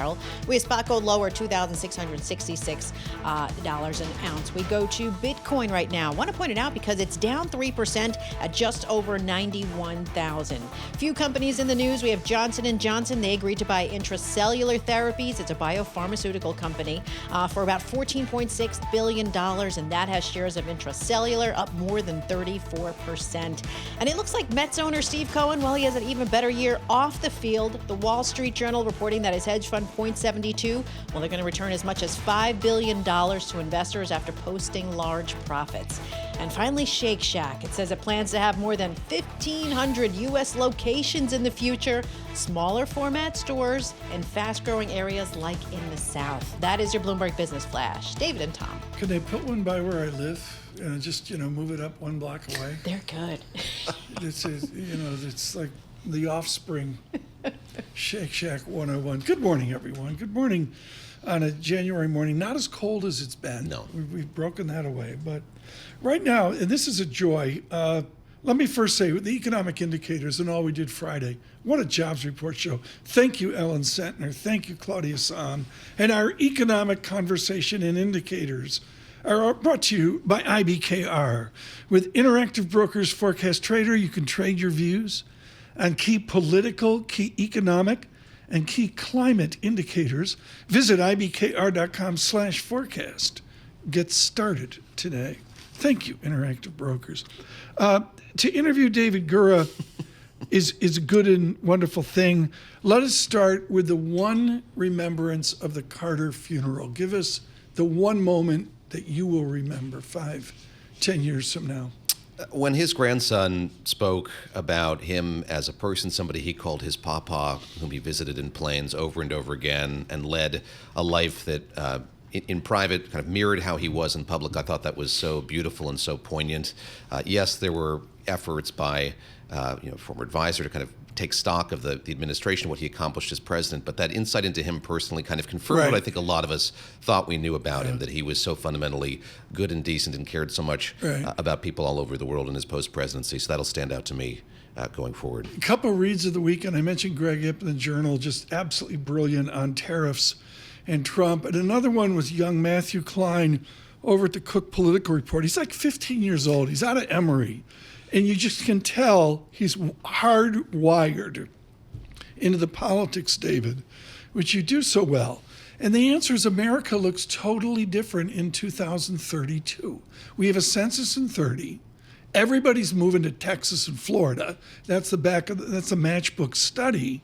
But for the Democrats, it gets harder and harder. That's a summary for Klein. That's a summary. That's the précis of the piece. And you're right. I think Democrats right now are doing a lot of postmortem about what happened in this last election, but they're reckoning with the fact that the demographics are changing so much, and that migration that you're talking about away from these strongholds to other states are changing the composition there. But Democrats are trying to piece together what their path to the presidency might be in future elections, and they're reckoning with what the legislature looks like at the state level and what it looks like at the federal level as well. So, yes, that census is going to be a kind of critical confirmation in a few years' time, but we're seeing this play out already, and it's something that I think is flummoxing a lot of Democrats and causing a lot of consternation for others. What got the Twitter feed for Matthew Klein was the idea that the Republicans should be pro-immigrant because immigrants are moving to Republican states, and the math shows they're tilting Republican. Do the Republicans actually want more immigrants? I mean, this is the question as we see this president-elect become the president, begin to push forward his rather hardline immigration policies and his plans to deport 1 million plus immigrants. We've heard from so many guests on this program about the potential economic consequences of that, but you look at what happened in the exit polls from the last election, the degree to which, as you say, immigrants to this country kind of voted more for Republicans than they have in the past. I think that this is going to fast become a political issue, and we'll see sort of how that tests Republicans who, by and large, have kind of gotten in line with what the president-elect has said about his immigration policy and how he thinks it should be pursued. We see Latino voters playing a bigger and bigger role here in securing the success of Republicans, so I think it'll be fascinating to watch, Tom. David Gura, I look at the big take, and I guess on Thursday the big take can be about the confirmation process. What's the pressure for the Republican senators? Cronin, I heard of Texas saying, look, you got to give the president major slack here. Do they pick one person to go after, or is it going to be a drilling across all of the conferences? I think that we'll see Democrats drilling a lot of these nominees, but what about Republicans? I think we're not going to see a drilling by Republicans on any of these. The one that we were talking about with Zach Cohen just a little while ago is Pete Hegseth, the nominee for the Department of Defense, and there have been so many issues raised about his personal conduct in the past, but also his kind of professional comportment. And we think of him most recently as the host on Fox News, but before that, he helmed 2 veterans organizations, and as has been detailed in the New York Times and other media outlets, his tenure at both those places ended cataclysmically. And I think that there are questions to be raised about his capacity to run an organization, to be a manager, and you dovetail that with real concerns about how he's conducted himself personally. And Joni Ernst, we didn't talk about with Zach in detail. She, the senator from Iowa and a sexual assault survivor. She has been, coy isn't the right word, but unclear if she's supporting him or not. And I think if we see any fireworks, it'll be in that Senate Armed Services Committee hearing when she questions him and the degree to which she was able to kind of assuage her concerns, or if they're going to come out in full view at that hearing on Thursday. I haven't got this out yet on Twitter and LinkedIn. I will. Admiral Stavridis with a brilliant essay Friday or Thursday on Greenland. David, a single sentence quickly. Militarily, Washington can offer increased defense resources to Greenland. Does that mean Russia takes Iceland? I think that the Admiral is getting to something really important here, is that we're kind of distracted by what the president-elect is saying about his designs on or for Greenland. But as the Admiral has been saying for many years now, the Arctic is becoming incredibly important when it comes to protecting this country, other allies in Europe as well. And I think that there are many cooler heads here who are suggesting, move away from the bluster, move away from this rhetoric, and let's talk seriously about the importance of having some strategic position, a bigger strategic position in the Arctic and Greenland, a part of that, Tom. We'll touch on that. David Gura there, and so much going on in Washington. Look for The Big Take this week, an extensive podcast doing quite well. Futures negative 45, now negative 36. The VIX up 2, now up only 1.65. With our news in New York City, John Tucker. And Tom, in Los Angeles, the wildfires, the death toll now up to at least 24, and more than 12,000 buildings have been turned to ash in the Pacific Palisades and Altadena regions. Over the weekend, the firefighters did get a brief break from the punishing Santa Ana winds that have spread the flames across nearly 38,000 acres. But another round of wind gusts in the forecast this week. Here's Los Angeles County Sheriff Robert Luna. The fires may be closer to being over. You hear that from our fire chiefs if it goes that way. But we do have this pending weather event. We are not going to de-escalate the number of people that we have out. LA County Sheriff Robert Luna. The National Weather Service issuing its most severe alert for Malibu, the San Fernando Valley, and much of Ventura County. More than 7.7 million people are facing critical fire weather conditions today. Justin Trudeau says Canada is ready to respond with counter tariffs if the U.S. imposes tariffs on Canadian products. The outgoing prime minister said his government isn't looking for a trade fight, but will have to retaliate if the U.S. puts tariffs on Canadian products. We are the #1 export partner of about 35 different U.S. states, and anything that thickens the border between us ends up costing American citizens and American jobs. That's not what President Trump got elected to do. I know he got elected to try and make life easier for all Americans, to support American workers. These are things that are going to hurt them. Justin Trudeau making the comments on MSNBC. You're going to have to wait a little longer for the next space launch. Jeff Bezos' Blue Origin delaying the inaugural launch of its new flagship rocket to deal with an unspecified issue in the vehicle. The company says it's reviewing opportunities for the next launch attempt. The Bezos-backed firm trying to mount a challenge to Elon Musk's industry-leading SpaceX. Global news, 24 hours a day, whenever you want it. Bloomberg News Now. I'm John Tucker. And this is Bloomberg. Tom, David, and Lisa. Currency markets, the litmus paper of the system, really showing something here. We had a 101 on euro, 102.15 now on euro. Weaker currencies across an ever stronger dollar. We had a 110 on DXY. The dollar resilient. From New York City on YouTube, Bloomberg Surveillance.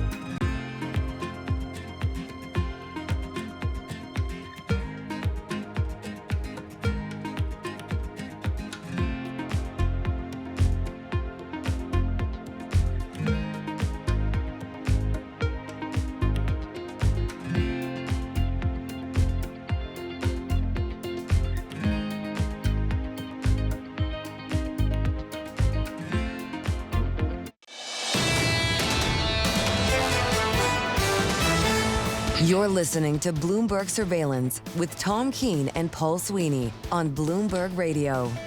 Good morning, everyone. David Gura in for Paul Sweeney, John Tucker in for Michael Barr, Lisa Mateo, very here.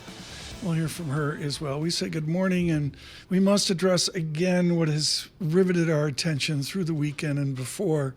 This horrific disaster. One of our reportings is the number climbing from 50 billion to 150 billion to something north of 200 billion. We're making it up as we go. Rob Carolyn joins us here on the weather as well. Rob, I want to get away from all the sniping and the politics of it, but it's here to stay. Whether it's climate change or not, I really don't care.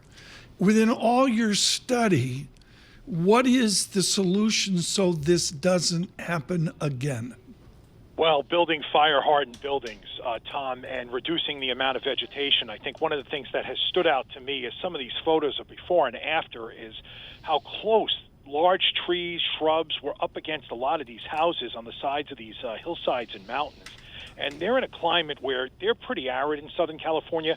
I mean, when the Bay was discovered there west of Los Angeles back in the 1500s, they called it Smoky Bay because there was wildfires there at that time.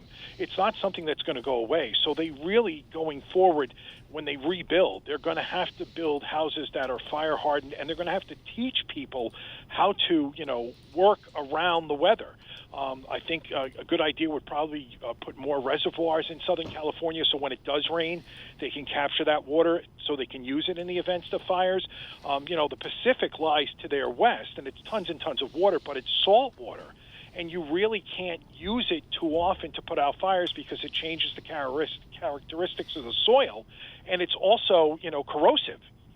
For fire trucks, the water systems aren't designed to pump seawater. So it's really going to take some thinking about how we're going to mitigate this in the future so that they're not building with wood. They're using, materials that are fire resistant. Rob, I'm reluctant to do a post-mortem here in real time while there is so much suffering, but I do want to ask you about the surprise factor here, and I think there's some geographic issue to that, too, that here in the East Coast we kind of woke up to the fact that this had gotten as bad as it had gotten a few days ago.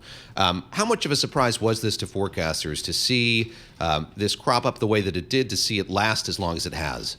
The Weather Service was all over this storm the previous weekend. They knew the winds were going to be bad. They had mentioned over last weekend that they were looking at a particularly dangerous situation like they're looking at for tomorrow and Wednesday. The problem is you can only do so much when you're talking about winds of 80 to 100 miles an hour passing through canyons. It's more or less we set up conditions for a firestorm, and that's exactly what happened. Once these flames got going, there wasn't anything that was going to be able to stop them other than a rainstorm, and that's why this fire is continuing. We need rain in Southern California, and it's not in the forecast anytime soon, though it does turn cooler and more humid by the time we get into the upcoming weekend. Quickly, Rob, too quickly, south of LAX, do they have the same terrain as the Pacific Palisades? Not as much time until you get into the areas around San Diego. It kind of flattens out a bit. The hills aren't quite as high. The coast kind of changes, and you get this eddy, which forms off the coast of San Diego in the Pacific that actually helps bring moisture inland to those areas well south of Los Angeles that you don't see in the Los Angeles area. So that they get the fog and the mist, and that actually helps them out a bit. But it looks like this batch of wind coming up for Tuesday into Wednesday is going to be another problem for Ventura and LA County.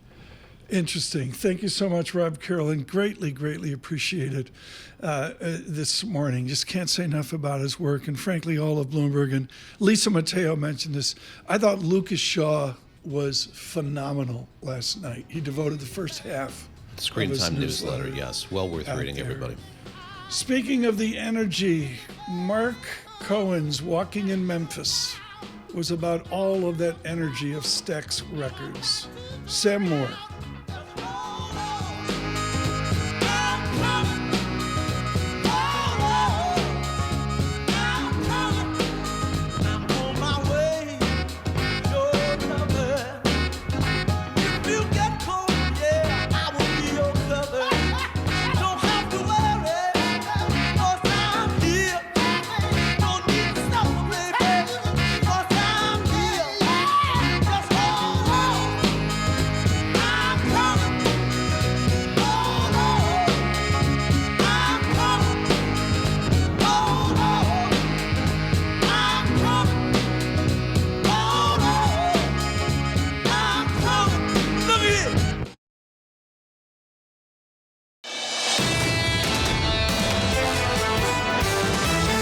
This is Bloomberg Surveillance with Tom Keene and Paul Sweeney. I'm sorry, it's a boom economy, and that's what we're adjusting to. Neither party seems to want to take on deficits at all. With Lisa Mateo on markets. Stocks are coming off of another record high. And Michael Barr with news. Tensions between the U.S. and China have heated up even more. The best in economics, finance, investment, and international relations. This is Bloomberg Surveillance on Bloomberg Radio. Good morning, everyone. Tom Keene, Paul Sweeney, Michael Barr, Lisa Mateo, selected members. Off today. David Gura in for Paul Sweeney, driving forward that conversation. And so timely given the politics that we see in Washington this week. The politics of the market is simple. Continued weight to the tape and in the yield space. Yields move out. I came into a new high in the 10-year inflation-adjusted yield, 2.33% right now, 2.30% in the 10-year real yield. That's what I pay attention to. I'm out near 5% on a 30-year bond, 4.95%. Gura doing a calculation on a 30-year mortgage. You wonder what it does to the housing market. Well, nothing good. Yeah, I think we've seen that over these last few months. I think we're at we'll nothing talk about good that right in a few now. minutes. I think. Yeah, it worsens yet. Yeah, I mean, we'll just have to see. The dollar, of course, is the litmus paper of the system, giving me a strong dollar. DXY for the pros. The blended major trading currency index out to a 110. That is a shock. Japan doesn't move, but Euro does. I had a 101 on the way to parity. We're not there yet. Jordan Rochester at Missoula with a really smart note this morning on the path to parity. Cable, road trip, London, 121.36. On pound sterling as well. We say good morning on your commute across the nation and, of course, on YouTube. Subscribe to Bloomberg Podcasts. From the Interactive Broker Studios, our Bloomberg Business Flash, Lisa Mateo. And we've got futures lower. Analysts kind of rethinking their Fed rate cut predictions after Friday's big jobs report. We have NASDAQ futures down more than 1%, 239 points. Dow futures down 0.1%, 71 points. S&P futures down 0.7%, or 44 points. As you can see, tech shares really getting beat up this morning. Tesla down nearly 3%. Palantir Technologies down more than 3%. NVIDIA down nearly 3%. We go to the 2-year yield, 4.39%, and that's up 1 basis point. The yield on the 10-year, 4.77%, and that's up 1 basis point. Oil climbing to a 4-month high. We have Brent crude up more than 1%, $80 a barrel. WTI crude, $77 a barrel. The Bloomberg Dollar Spot Index reached its highest in more than 2 years. It's up about 0.1%. Bitcoin down this morning, more than 3.5% at just over 90,000. Bitcoin buyer. MicroStrategy down more than 4%. And shares of Howard Hughes up 9%. Bill Ackman's Pershing Square Capital Management proposed a merger with the company at about $85 a share. And finally today, JP Morgan hosts the first major healthcare gathering since the death of United Healthcare CEO. You have industry leaders from more than 500 companies scheduled to present. That is your Bloomberg Business Flash. David and Tom. Thanks so much, Lisa. Greatly appreciate it. Lisa mentions the Bloomberg Dollar Index. That's the index I actually chart, and that's the one I follow. It's much more EM, much more China. It's more holistic about the global economy, where DXY, which Jay Hatfield has followed since about, I think, 1946, maybe 47, is the major trading partners, and critically doesn't include renminbi or yuan in it as well. Joining us now, we get a huge response when he's on. Jay Hatfield joins us out of UC Davis and Wharton with Infrastructure Capital Advisors. Do you maintain the bullishness that kept you in the market last year? Well, thanks, Tom and David, for having me on. Well, I think it's important. We have a 7,000 target, but it's important to note that assumes a 375 10-year. And every 25 basis points is a full S&P multiple. So if you told me with absolute certainty the 10-year would be at 475, my target could be right around where we are. However, we are highly confident in our view that this, as you already mentioned, Tom, that the best cure for higher rates is higher rates. So we're in a housing recession already, 2 quarters of negative growth. It's only going to get worse. Had 120 basis points of tightening in the last 3 months. So, but we do have to be correct about that to be bullish about the market. But this is so important, and this is, on the edge of a Hayekian thing. Hayek didn't exist at Wharton, but that's a different story. The market has to clear, and you need a mechanism to clear. Discuss how high rates, yields up, price down, clears the market so American capitalism can move forward. Well, you already mentioned it. DXY or the Bloomberg Index, maybe I'll convert to the Bloomberg Index, is critical. and never mentioned, which shows there's a lot of political bias out there in the economics world, because if you wanted to create one thing that's highly deflationary, it would be raising the value of the dollar 10%. And by the way, you export inflation to everyone else. That's completely ignored. Everybody wants to focus on tariffs, but ignore the fact, well, we've already offset the potential tariffs that haven't been passed. But so we're going to have slowing growth because of that strong dollar. I want to ask you, going back to yields, what is it telling you, the move that we've seen, and how worrisome is it that this is cropping up as it is? Not very worrisome. 100% of it, and there was a good story on the terminal that sort of said the same thing. 100% of the move is pessimism about Fed rate cuts. I see. It's not because everybody thought the deficit is going to be worse.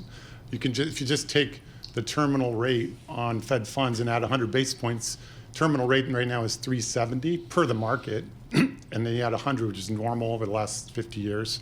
That gets you to 470. So you can explain it precisely with Fed policy. Now, the good news is the Fed is almost always wrong. So if they're raising their inflation forecast, they should probably be cutting it.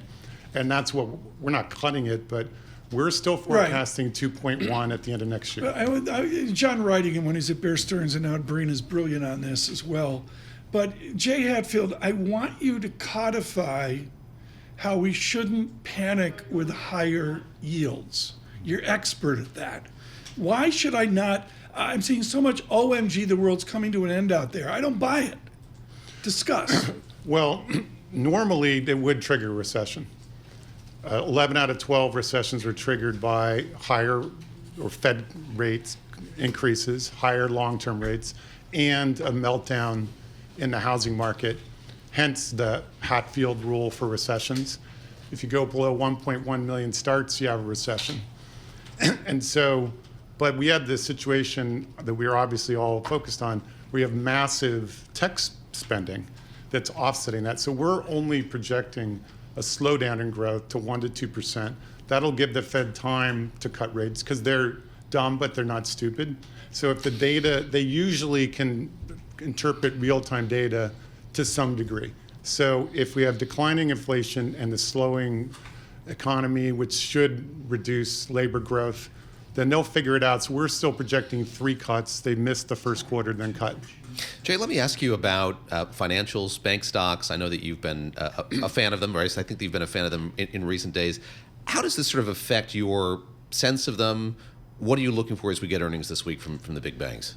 Well, I'm glad you mentioned that because even if we're wrong about rates, we still like the investment banks. Mm-hmm. So they're not really subject to much net interest margin pressure, but they have these two powerful dynamics they're going to hold as long as we don't have recession, which is the AI IPO boom, probably second half, but the M&A boom's already starting. There's already been a lot of activity. It's not normal, actually, the first week of the year. But so those two factors, we think, make investment banks a buy in kind of all circumstances. I'm going to take a chance here. With your work at Morgan Stanley, with your work at CIBC Oppenheimer, with your deal making, Jay Hatfield, a first stab, how in God's name do we rebuild Los Angeles? Do you just see a massive government support, or do you have something more creative? Totally unfair question, but I have to Well, I'm from California, so I have a little bit, at least understand the geography. My mother was born in Whittier, which is not far from the fire zone. I mean, I think that there's going to be some insurance payments, but I had a house in Northern California, and they just cut off all of the insurance. It was up in Tahoe, but so I think a lot of those homes weren't insured. So there's going to have to be government support. If people have total wipeouts that were somewhat unforeseen. And then there needs to be fire mitigation. Nobody's going to... What does that mean? Controlled, I don't know, but controlled burns. I mean, my father used to do a controlled burn of the fields, the mountains. Right, or you actually create a fire barrier. You have a large highway. People don't like it. It's hard to actually get it located. But so you have to have these plans. You have to have more money so that then the insurance companies can actually provide insurance. To you, is it like the San Francisco earthquake? It looks as bad. It looks like, as far as I can tell from aerial photographs, there isn't a Pacific Palisades left. Yeah. It looks like San Francisco because that was a fire. I thought 60 Minutes did a great summary of it last night. And there's a corridor, David Gura, in San Francisco at the Mark Hopkins Hotel with a long black and white photograph of, I believe it was 1906. Wow. It looks the same. Exactly. Well, that was a fire. It really wasn't an earthquake, but a fire. Yeah. Jay, thank you so much for joining and giving us perspective there on your California as well. Jay Hatfield with Infrastructure Capital Advisors. Joining us now, David Gura and Tom Keene in New York. And we migrate over with really a continuation of the discussion. Regina Mayor joins us, Global Head of Markets, KPMG. Regina, how does KPMG on a first stab assess the California fires? Well, I think everyone's still just trying to come to grips with what it will all mean. And I think right now a lot of folks are simply focused on the human tragedy that we're watching unfold in front of our eyes. Obviously we have folks that look at what's the potential damages, what might this mean for the insurance agencies or the insurance market itself. And of course, I pay attention to what does this mean about the future of utilities and electrical provision and infrastructure from my seat at the table. So what do you see about utilities besides, the litigation and the snarkiness and all that? That's the modern age. Maybe it happened in the San Francisco earthquake. I don't know. But what do the new utilities look like after this shock? Well, I think the utility systems will continue to look in large part the same. I think what I've been paying attention to is obviously the investor reaction. If you look at some of the stock performance of the local utility, just to give you one example, they've already lost $4.3 billion in market cap. And that's probably greater than what the potential liability would be, even if they were to be found liable, which no one understands where the source of these fires have come from yet. So I'm not implying at all that there's any culpability. But the investor response is quite out of whack. So I do think that we need to look at what other options we have. Can we transition more to small scale nuclear reactors? I do like the move toward maintaining our baseload nuclear infrastructure, making sure that we have more options to provide electricity. And then, of course, the other thing was water pressure, because water pressure is a lot of times driven by electricity. And even the local water and electrical group in LA was saying that they did not proactively shut off electricity for the reasons of keeping water pressure on. So I don't think we have any sense yet of exactly what is transpiring. And I do think there will be some lessons learned, like there have been for multiple fires that have happened in California, and it'll continue to affect the landscape of utilities across the country. Well, let's go down that path that you just kind of led us down, and that is the future of nuclear energy in this country. And it's something that's had a lot of currency lately, I think, in the context of the surge in growth we've seen in AI and the demand that's placed on the power grid just to power the data centers that are being built to sustain it. Do you sense that there is a change in appetite or appreciation for the role that nuclear power could play here in the U.S.? It's definitely experiencing a renaissance, which I find quite encouraging, because personally, a decade or so ago, I was quite distressed that we were prematurely shutting down nuclear assets. And now I see us giving tax credits and incentives for keeping these assets more in play. You've seen some of the recent announcements with some of the large tech players partnering with utility providers to restart nuclear facilities. This is strong baseload infrastructure that's already connected to the transmission grid, and you wouldn't have to provide necessarily new infrastructure. Building new ones, though, prohibitively expensive, as we've seen from some of the new reactors that are coming online. But I do think that there's more of an appetite, and it's driven by the tech companies that know that they need this. A recent survey that KPMG did, we found that 55% of our tech buyers were willing to pay 50% or more for electricity to ensure that it's reliable and sustainable. I've been thinking a lot about this, Tom, in the context of Jimmy Carter, who I've been marinating on what he did in the Navy when he was working on the nuclear sub program, and it was something that kind of frustrated him throughout his life, was this kind of popular opinion turning against the nuclear industry when he was someone who actually thought that it was quite safe and executed in such a safe way. Yeah. Regina, we were talking earlier just about oil and where it's headed. We were talking with Javier Blas just about sort of the rhetoric that we're hearing from the president-elect about this drive to produce more oil here in the U.S. and how that will affect the global oil market. From your vantage and with your experience in the world of energy, how do you see that playing out here over the next year, 18 months, the pressure that presumably this new president will put in place to increase production here in the U.S. as we're seeing prices where they are? Well, I think that the industry is producing as great of an amount as they possibly can. And you see that continuing to inch up. We've continued to have record amounts of U.S. production. First it was 13.2, then it was 13.3, then it was 13.4 million barrels per day. So I do think the industry is producing more because the price environment is positive. What could happen with the new administration that would be positive from the industry's perspective is more leasing opportunities in the Gulf of Mexico. And what the industry has asked for is improvements in the permitting process. That end-to-end permitting process, when you even look at pipeline right-of-ways, not just drilling, is a bone of contention. And I think there's a lot of optimism that the new administration will be able to help with that.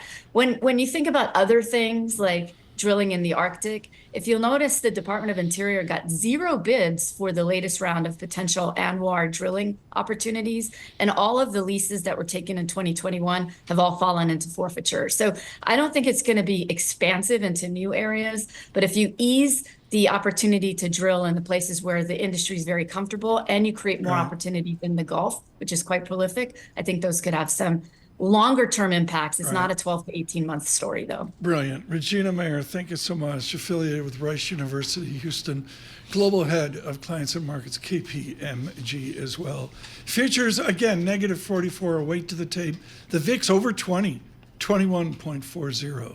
With our news in New York City, here's John Tucker. All right, guys, thanks very much. At least 2 rounds of vicious, dry Santa Ana winds expected to blast through Southern California early this week, bringing powerful gusts that will challenge fire crews struggling to contain 2 destructive blazes and likely force thousands more residents in that area to evacuate. This disaster is on track to be the costliest in U.S. history. AccuWeather has raised its estimate for the total economic losses to up to $275 billion. And FEMA Administrator Deanne Criswell says things will need to change when it comes to rebuilding this region. We have a lot of science and technology out there that shows ways that we can make these homes stronger and more resistant against these fires. That's really where we need to focus our efforts as we move into the rebuilding phase. FEMA's Deanne Criswell appeared on Face the Nation on CBS. California Governor Gavin Newsom has issued an executive order that suspends some environmental and regulatory hurdles to speed up the rebuilding process. The death toll, at least 24. President-elect Trump's cabinet choices, they'll begin facing Senate confirmation hearings this week. On Thursday, the Treasury Secretary nominee Scott Bessent will answer questions. Let's get more in this report from Bloomberg's Doug Krisner. Bessent is founder and leader of the macro hedge fund Key Square Group. If he's confirmed, Bessent will immediately resign. And a document released by the Office of Government Ethics indicates Key Square would be wound down at the end of March. Bessent will also divest underlying assets to avoid conflicts of interest. He's disclosed assets worth at least $521 million. Some of Bessent's potential conflicts will take longer to resolve. He has invested at least $250,000 in 3 funds that allow him to withdraw no more than 25% of its holdings each quarter. In New York, I'm Doug Krisner, Bloomberg Radio. And hospitals across the country dealing with a wave of respiratory illnesses. The CDC says at least 35 states seeing high levels of flu, COVID, RSV, even the common cold. So far this season, the flu alone has sent more than 63,000 people to the hospital and caused at least 2,700 deaths, including 11 children. Now, pediatric units especially overwhelmed, with some hospitals hitting 95% capacity. And you know, one of the easiest things to do to protect yourself, just hand wash. Because it's remarkable how many times we actually, with our hands, that might be with germs, but that's touch our faces. Surveillance. That's a surveillance hand wash you've got. John Tucker passing the Purell around the studio. Yes. Tom calls this a mixer after work. Just a whisper of that on the. We have right now a team, as we're all in the studio here, led by Lisa Mateo in Egg Update. I tried to buy a dozen eggs, I think, on Saturday. Not a chance, Lisa. Well, I had to send my son out to go get it because I went to the store and there were none. No so eggs. He had to get out, and it was expensive. He came back. He's like, "Mom, did you know how much eggs cost?" I was like, "Yeah, no kidding." The price is ridiculous. It's like. Well, you've got hens up on the roof, right? We do. Yeah. We do. We've got the hen house. Don't tell the mayor. But it's the flu, right? I mean, this is all because of the bird flu. We need eggs because. Avian influenza, yeah. And it's happened before. It's real. Good morning, David Kotak in Florida. He's put a lot of work into studying the bird flu. We'll be following that through 2025 as well. We're out on YouTube. Subscribe to our new distribution. Subscribe to Bloomberg Podcasts. Good morning from New York.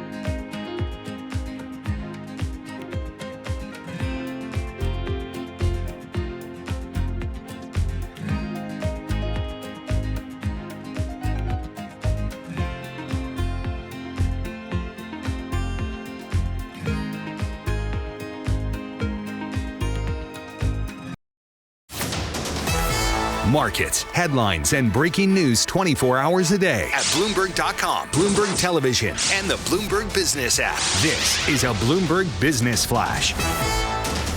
And this futures report sponsored by Interactive Brokers. Trade over 10,000 U.S. stocks, ETFs, U.S. equity index options, U.S. treasuries, and more on your timetable. Learn more at ibkr.com/around the clock. All right, we've got futures retreating, and this is as a focus turns to more economic data. Also, bank earnings this week. So today we have the New York Fed's one-year inflation expectations. Tomorrow, the producer price index, followed by December's consumer price index on Wednesday. Bank earnings kick off Wednesday. We have J.P. Morgan Chase, Citigroup, Wells Fargo, and BlackRock. And then Thursday, we move on to Morgan Stanley and Bank of America. We'll start with NASDAQ futures because they're down more than 1%, 247 points. S&P futures down 0.8%, 46 points, and Dow futures down 0.1%, or 66 points. We have the two-year yield at 4.39%. That's little changed, and the yield on the 10-year 4.77%, and that is little changed. The Bloomberg Dollar Spot Index up about 0.1%. We have Macy's shares. They're down nearly 2%. Trimmed its sales outlook in the current quarter. Then you have Abercrombie & Fitch raised its fourth quarter sales outlook. Better than expected holiday sales, but here's the thing, it just wasn't enough to reassure those investors that it could keep up with that pace. Its shares are down nearly 7%. And finally, shares of Lululemon up 2%. The company raised revenue and profit guidance for the fourth quarter. For on-demand news 24 hours a day, subscribe to Bloomberg News Now, wherever you get your podcasts. I'm Lisa Mateo. That is a Bloomberg Business Flash. David and Tom. Thanks so much, Lisa. Wrapped around the market opening here. We're going to get to that in 4 minutes. We have Mark Zandi with us. Out on Twitter, there's a lot of mediocrity led by me. There's people worth following, like D. Gura. Follow David Gura. Jason Furman, I think, up at Harvard. Whether you agree or disagree with him, Professor Furman's really engaging the brain. And someone else, whether you agree or disagree with him, is Mark Zandi. We're thrilled he could join us right now from Moody's. Mark, you're on fire out on Twitter, and you're, of course, saying all eyes should be on the bond market. Do you link bond market to stock market future? I do. I think as long-term interest rates push up, that puts pressure on multiples, particularly for previously high-flying or currently high-flying stocks, technology stocks that are valued based on earnings way out into the future. So as long-term rates rise, that puts pressure on multiples and puts pressure on the equity market. So yeah, I think they're very closely linked, Tom. Have we lost a disinflationary vector? Have we just given up on some form of arrow, whether it's a John Williams 2% or something higher? Have we given up on that vector? Well, it's going to get tricky here. It was tricky even before tariffs and deportation and deficit finance tax cuts. But with the prospects of that dead ahead, those are inflationary. I mean, how inflationary obviously depends on the policies that are ultimately implemented, and that leads to there's of course a lot of uncertainty around that. But I think directionally, yeah, it's going to be a lot more difficult to get to the Fed's 2% target and stay there.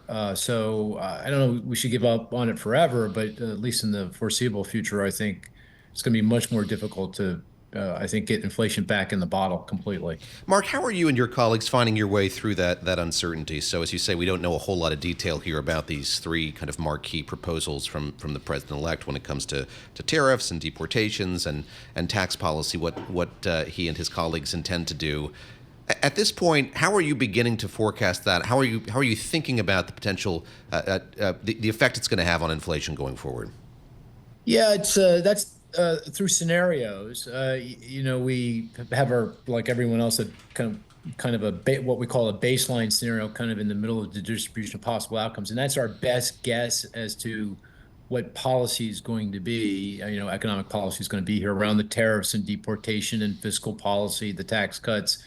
How much of that's going to be deficit financed, and all the other things that are going on here with regard to Fed independence and regulation, less regulation. What does that mean for growth? All those things.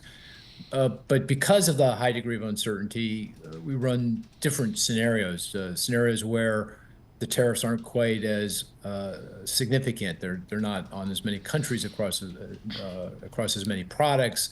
They don't remain in place for very long. But this goes to a very important point, and that is the uncertainty itself is a weight on economic growth. And that's one of the, I think, underappreciated downsides of things like tariffs, because they are so complex and opaque. There's going to be a lot of changes here.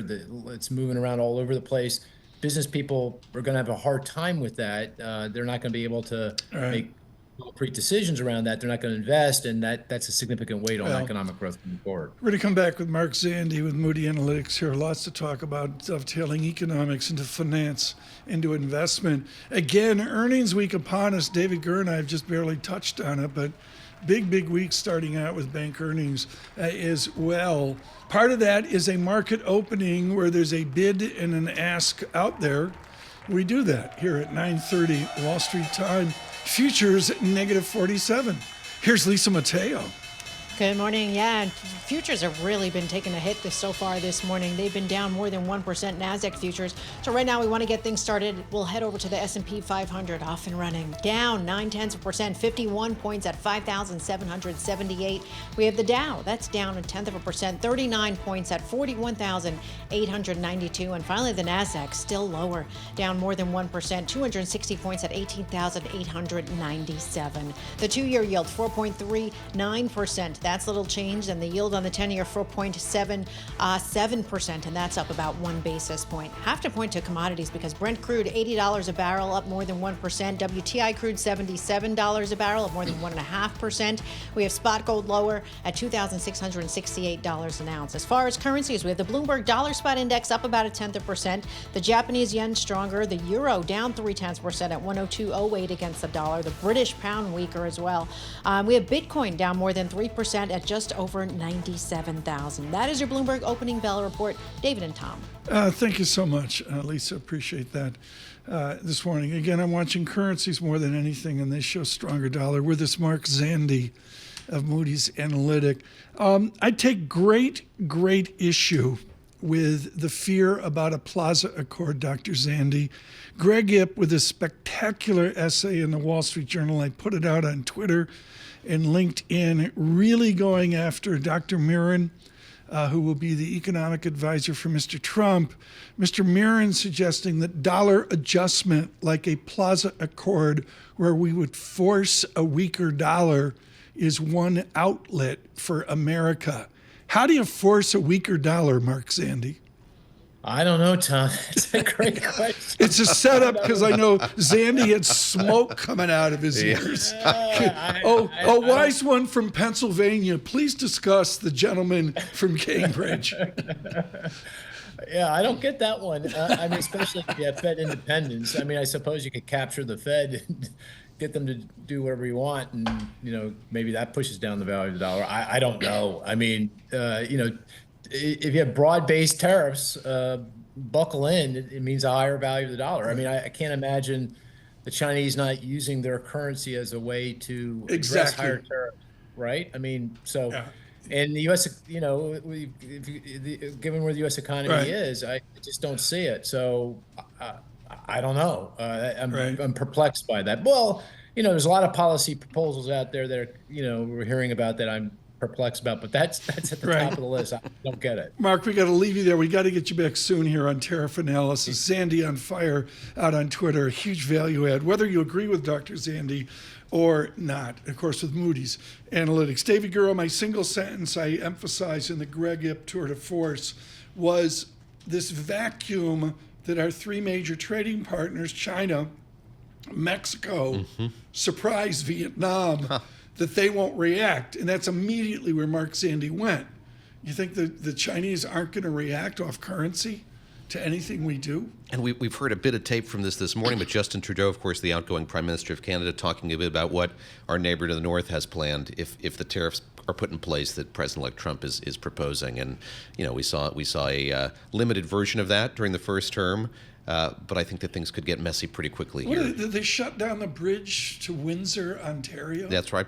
Yeah, wow. I mean, that's basically what we're talking about. Yeah. And, we're not talking about codfish off Newfoundland. No. We're talking about serious, the corridor down the Mississippi River. And energy as well. I think we've kind of touched on that a little bit this morning as well, but we get energy from Canada as well, and that could have some huge ramifications for those border states if this happens. I watched some Bruins hockey this week. You did? Yeah. What's your sports diet these days? My sports Entirely diet's hockey? Less. It's less. Less. Okay. My sports diet is less. I'm watching the Bills. Yeah. They did well. Yesterday, Buffalo Bills did, they did not mail it in, to say the least. But mostly I rely on Michael Barr. For the updates. For the updates. We miss him. He keeps me into back later this John week. Stashower killing it for us with his sports report. I listen carefully to that as well. What we listened to, hey, green on the screen. Lisa, you didn't tell me there was green on the screen. Dow up 26 points. It's just changing. Fraction. This goes to the earnings season. I think the earnings season, Gino Martin Adams and others saying, hey, pay attention. And we'll do that through the week with JP Morgan leading off. Look at Delta Airlines, the Gura fam, business class. Booking our keeping tickets, Delta, keeping Delta in air. Please stay with us across the nation in Bloomberg surveillance.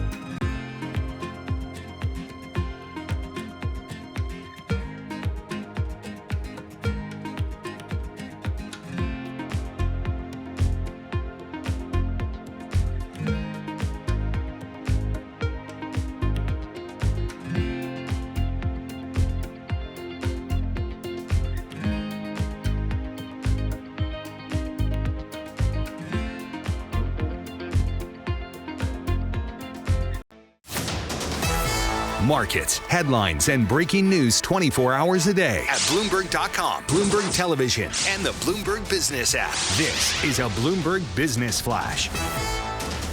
From the Bloomberg Interactive Broker Studio, I'm Lisa Matei. We have stocks mix, and this is as traders await key inflation data this week and also the kickoff to earnings season. We'll start with the NASDAQ because it's down more than 1.5%, 304 points. The S&P 500 down about 0.8%, 50 points. Where we're seeing a bit of a lift, that's in the Dow. It's up about 10 points. We have the two-year yield, 4.39%, up about 1 basis point. The yield on the 10-year, 4.77% of that's up about 1 basis point. The Bloomberg Dollar spot index, well, that's up about 0.1%. I want to check in with chip stocks because the U.S. imposed caps on how many advanced AI chips can be exported to certain countries. So you have NVIDIA down more than 3.5%, Intel down more than 1.5%, and Broadcom is little changed right now. Also, big tech like Tesla and Apple also taking a hit this morning. Tesla down more than 2.5%, same for Apple. And finally, shares of Moderna, they're off about 22%. This is after it cut its 2025 sales forecast, slow demand for its COVID and RSV shots. And finally, yes, dry January is upon us, Tom. Experts say giving up alcohol for the month, it can save you money, at least $301,000. There you go. You know, I saw Dry January and I thought it was an ad for Williams-Sonoma towels. Oh my God. You know, like, 40% off. Williams-Sonoma, the stripy towels. Yeah. That's what I thought To Dry each his own. January was. No. Yeah. It's amazing. I mean, folks, you got to understand my world. I'm here at 3 a.m., me and Lisa, and we're like preparing, and, we have these long, long meetings with our interns. Gura shows up at 6:58. I mean, I took you literally. You tweeted out 6:59:30. I thought, Damien shows up 30 seconds. Sure. Then there's Balchunas who shows up, in the middle of it all. Nice to see you. Good morning. Good morning. Have we ever seen in your... I don't care. Give him a second. He ran here from Philadelphia. Give him a couple of That's the headline. Let's move on. Eric Balchunas, have we tested ETFs in a down market? Do we really know how they behave in a correction, an 18% bear market, or a once every whatever years down 35%? Yes. So 2020, March 2020, was the ultimate shock. To me, that tested out a lot of ETFs. What'd you learn? Okay, here's what I learned. In the case of bond ETFs that hold less liquid stuff, let's go with HYD, the high yield muni. That's probably the canary in the coal mine in terms of the most illiquid. That traded at discounts of up to 29-30%. Off value. Yes. Wow. However, a lot of those bonds haven't been marked since the crisis, so the NAV is arguably not correct. So a lot of traders understand this. That's why HYD is just as popular today. They get it. They're like, okay, HYD is the true market for these bonds right now, but some of the bonds don't trade that much, so that they aren't marked since the crisis started. They arbitrage that. Yes. You can't say arbitrage unless you spent 4 days in Coral Gables at an ETF summit, just so you know. But it's a good question. And Tom, every crisis we've had, in my opinion, is where new ETF fans are born. 2008 was the first one. After that, LQD, TLT, these bond ETFs did okay. SPY did great. SPY traded through 9/11. A lot of this liquidity is available where it's not available elsewhere. So a lot of traders, institutions are like, yeah, I'm going to use the ETF. I can actually move, take my risk off, buy it, whatever. And so the ETFs actually are a release valve and a liquidity source when there is none in some other areas. And I think traders understand that. So when they see a discount in TLT of 2%, they're like, well, of course, some of these treasuries are really tight right now. Nobody's buying them. So, of course, there's going to be a little bit of a discount. I'm okay with that. Mom and pop, they usually should hold through all this, like the Vanguard people. Doesn't bother them. But the traders, I think, understand. Really that, well explained. Yeah. And the premium discount, to your point, we call the arbitrage band. Because that's the point in which arbitrage happens. They open for Captain and Tennille. Yeah, say they were your backup band. Arbitrage band open for Captain and Tennille. It is a good band name. David, get in here, please. Eric, how different is this world from back in 2020, and what does that say about the way that it would handle a crisis going forward? I mean, we know so much of how much interest and growth there's been in ETFs broadly, but what does the universe look like? How different is it from a few years back? It's grown. There's more assets for sure, but and there's some new products like double leverage MicroStrategy. We think one of these products like that one could terminate like XIV style, because if MicroStrategy goes down a significant amount, that thing just can't handle it. So if we have a real COVID type crisis in the stock market where there's limit up or limit down days, one of these single stock leverage ETFs probably going to bite the dust. But in 2020, we had a lot of triple leverage ETFs that bit the dust. Watch yourself So here. we seem to have a sort of natural culling of the crazy stuff in crisis periods, and it seems to be okay with everybody. I got one final question then. Is Bitcoin the crazy stuff?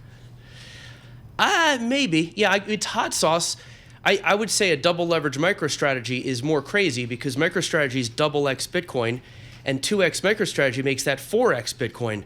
So MSTX and MSTU to me are the maybe XIVs to watch for the next sell-off. Right. Bitcoin itself, we've seen it. It can go down 80%.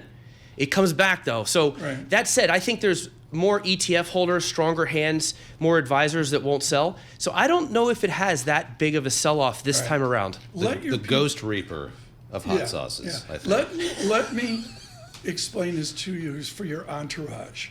This show is so successful that people hover around our wonderful studio here so that if a guest is late, we just we don't even know who we're talking to. We just pick up a new guest. So, you gotta try to get in here 30 seconds he made earlier. it. He was here. So just so you know, I have a half an hour buffer built into my travel time. And Amtrak always eats into that, almost like 25% of it. And today the subway was a little late. So it was like 90% Amtrak, 10% subway. Right. Ate into the 30 minutes, but I surveillance still got buffer. here. I made it up with my legs, Tom. From Grand Central.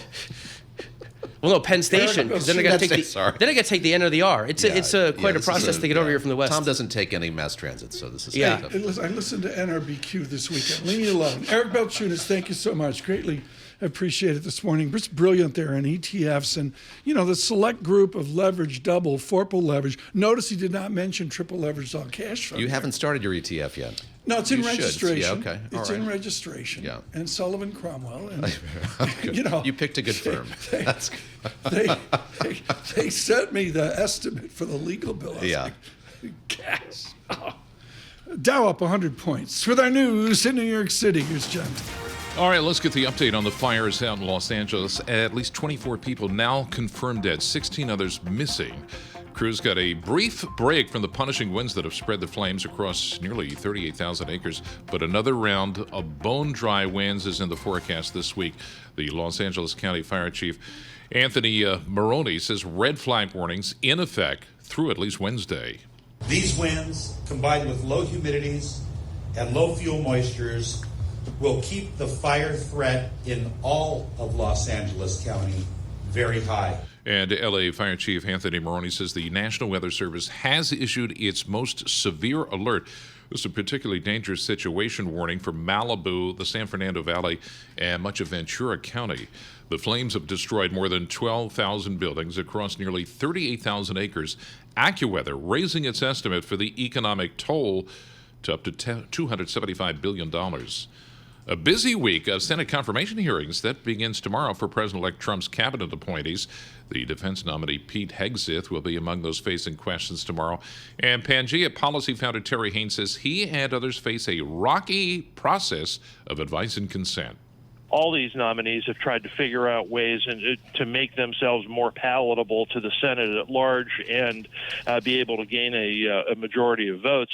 But we really haven't heard anything from these nominees in the nearly 2 months since they've been put down. So it's going to take a little while to walk through these folks and frankly see if the votes are there. Pangea Policy's Terry Haynes. The Supreme Court has signaled it's likely to uphold the law that would ban the popular TikTok social media platform in the U.S. if it isn't sold by its Chinese parent company by January 19th. Hearing arguments in Washington, a majority of justices suggested they see U.S. national security concerns as overriding the free speech interests of the companies and content creators. Assembled justices cast the law as being focused not on speech but on ByteDance. That's the parent company that Congress concluded has dangerously close ties with Chinese Communist government. Global news, 24 hours a day, whenever you want it with Bloomberg News Now. I'm John Tucker, and this is Bloomberg Tom. John, thanks so much. Red and green on the screen right now. The VIX 21.11. We're up a little more angst earlier, I'm going to say, but there is attention to the market. The 10-year real yield, 2.30%. David Gura and Tom Keene in at New York. Thank you. Out on YouTube, subscribe to Bloomberg Podcasts. This is Bloomberg Surveillance.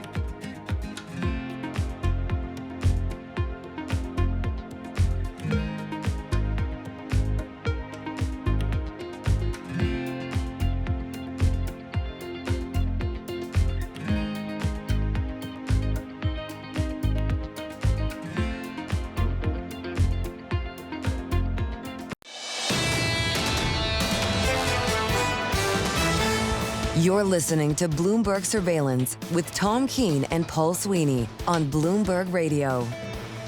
Good morning, everyone. David Gura and Tom Keene. Thank you for joining us across the nation and your commute. All of us still reacting to the bang-up jobs report. On Friday, Anna Wong with a victory lap. She absolutely nailed it for Bloomberg Economics. But there's the but out there, and the but is revisions. Joining us for Revision 2025. Sounds like a tour, Ted Nugent's opening. Help me out here, Michael McKee, on the revisions of the job report. Is it a monthly and a 2-month revision, or will there be a more bigger report at some point?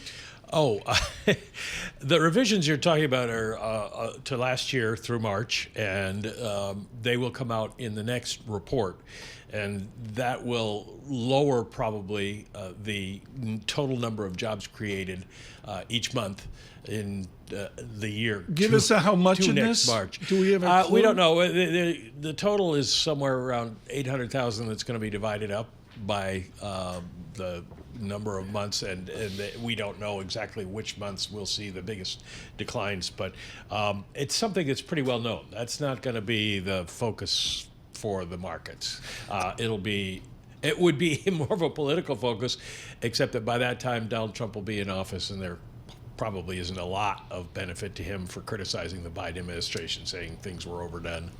Mike, on the data-drivenness or the data point-drivenness of all of this, we were so focused on the jobs report going into last week. This week we get new inflation data. How much does it matter as the Fed sort of looks at the panoply of data before it? Again, moving back to the sort of inflation side of the mandate here. Well, it's going to matter to the markets, probably more to the Fed. The markets have gotten obviously very nervous in recent days. The Fed will not do anything in January. We already know that. So that moves it to the March meeting. And by that time, they'll have the February and March, or January and February rather, CPI reports. So they'll get a much better picture of inflation by the time that they could be trying to make a decision. But here's the interesting thing about the number coming out on Wednesday and how the market might react. I think we created a little chart for you on for those of you who are watching on the millions of fans of Tom Keene watching on YouTube. That's with an M, millions with an M. Millions. Yeah. Well, we could do trillions with a T. But you know what's happened now is that the 2-year note yield has risen above the effective Fed funds rate. And that does not happen except in times when the Fed is raising interest rates.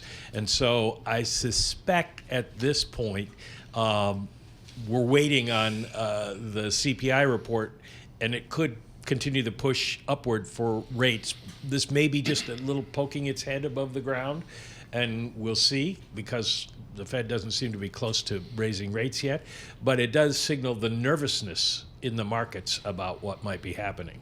Tom, Mike and I were like ships in the night passing in Peggy Collins's Bloomberg DC bureau last week. We saw each other briefly, and I was very interested as I talked to people there, so how they're feeling about the transition that's underway. Curious if you picked up on any of that chatter yourself. And also just looking ahead to Scott Bessent's hearing, what are you listening for? What are you going to want to hear from the Treasury Secretary nominee there when he testifies on Thursday this week? Well, having been through this many, many times before, I'm not sure that he can give us a lot of information that, A, would be useful or you could trade on, except that he could talk about what they're going to do about the debt ceiling and whether or not they're just willing to let it go, to get rid of it, or how soon they will move on that, because as of tomorrow, that could start to become an issue. So that's something to watch for.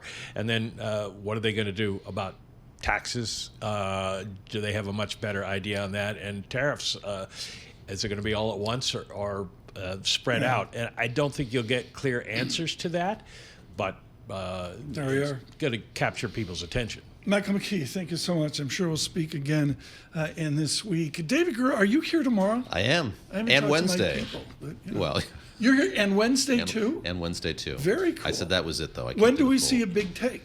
Well, there'll be one today. I'll have one tomorrow, I think. Okay, very good. Once David Gura. Once a month, says once Rich. A month. Yeah. That's about it. The best tweet of the weekend, Randy Newman, the giant of American song. A simple tweet, Randy is okay. Aaron Neville with Newman's Classic. 6 feet of water in the streets of Evangeline.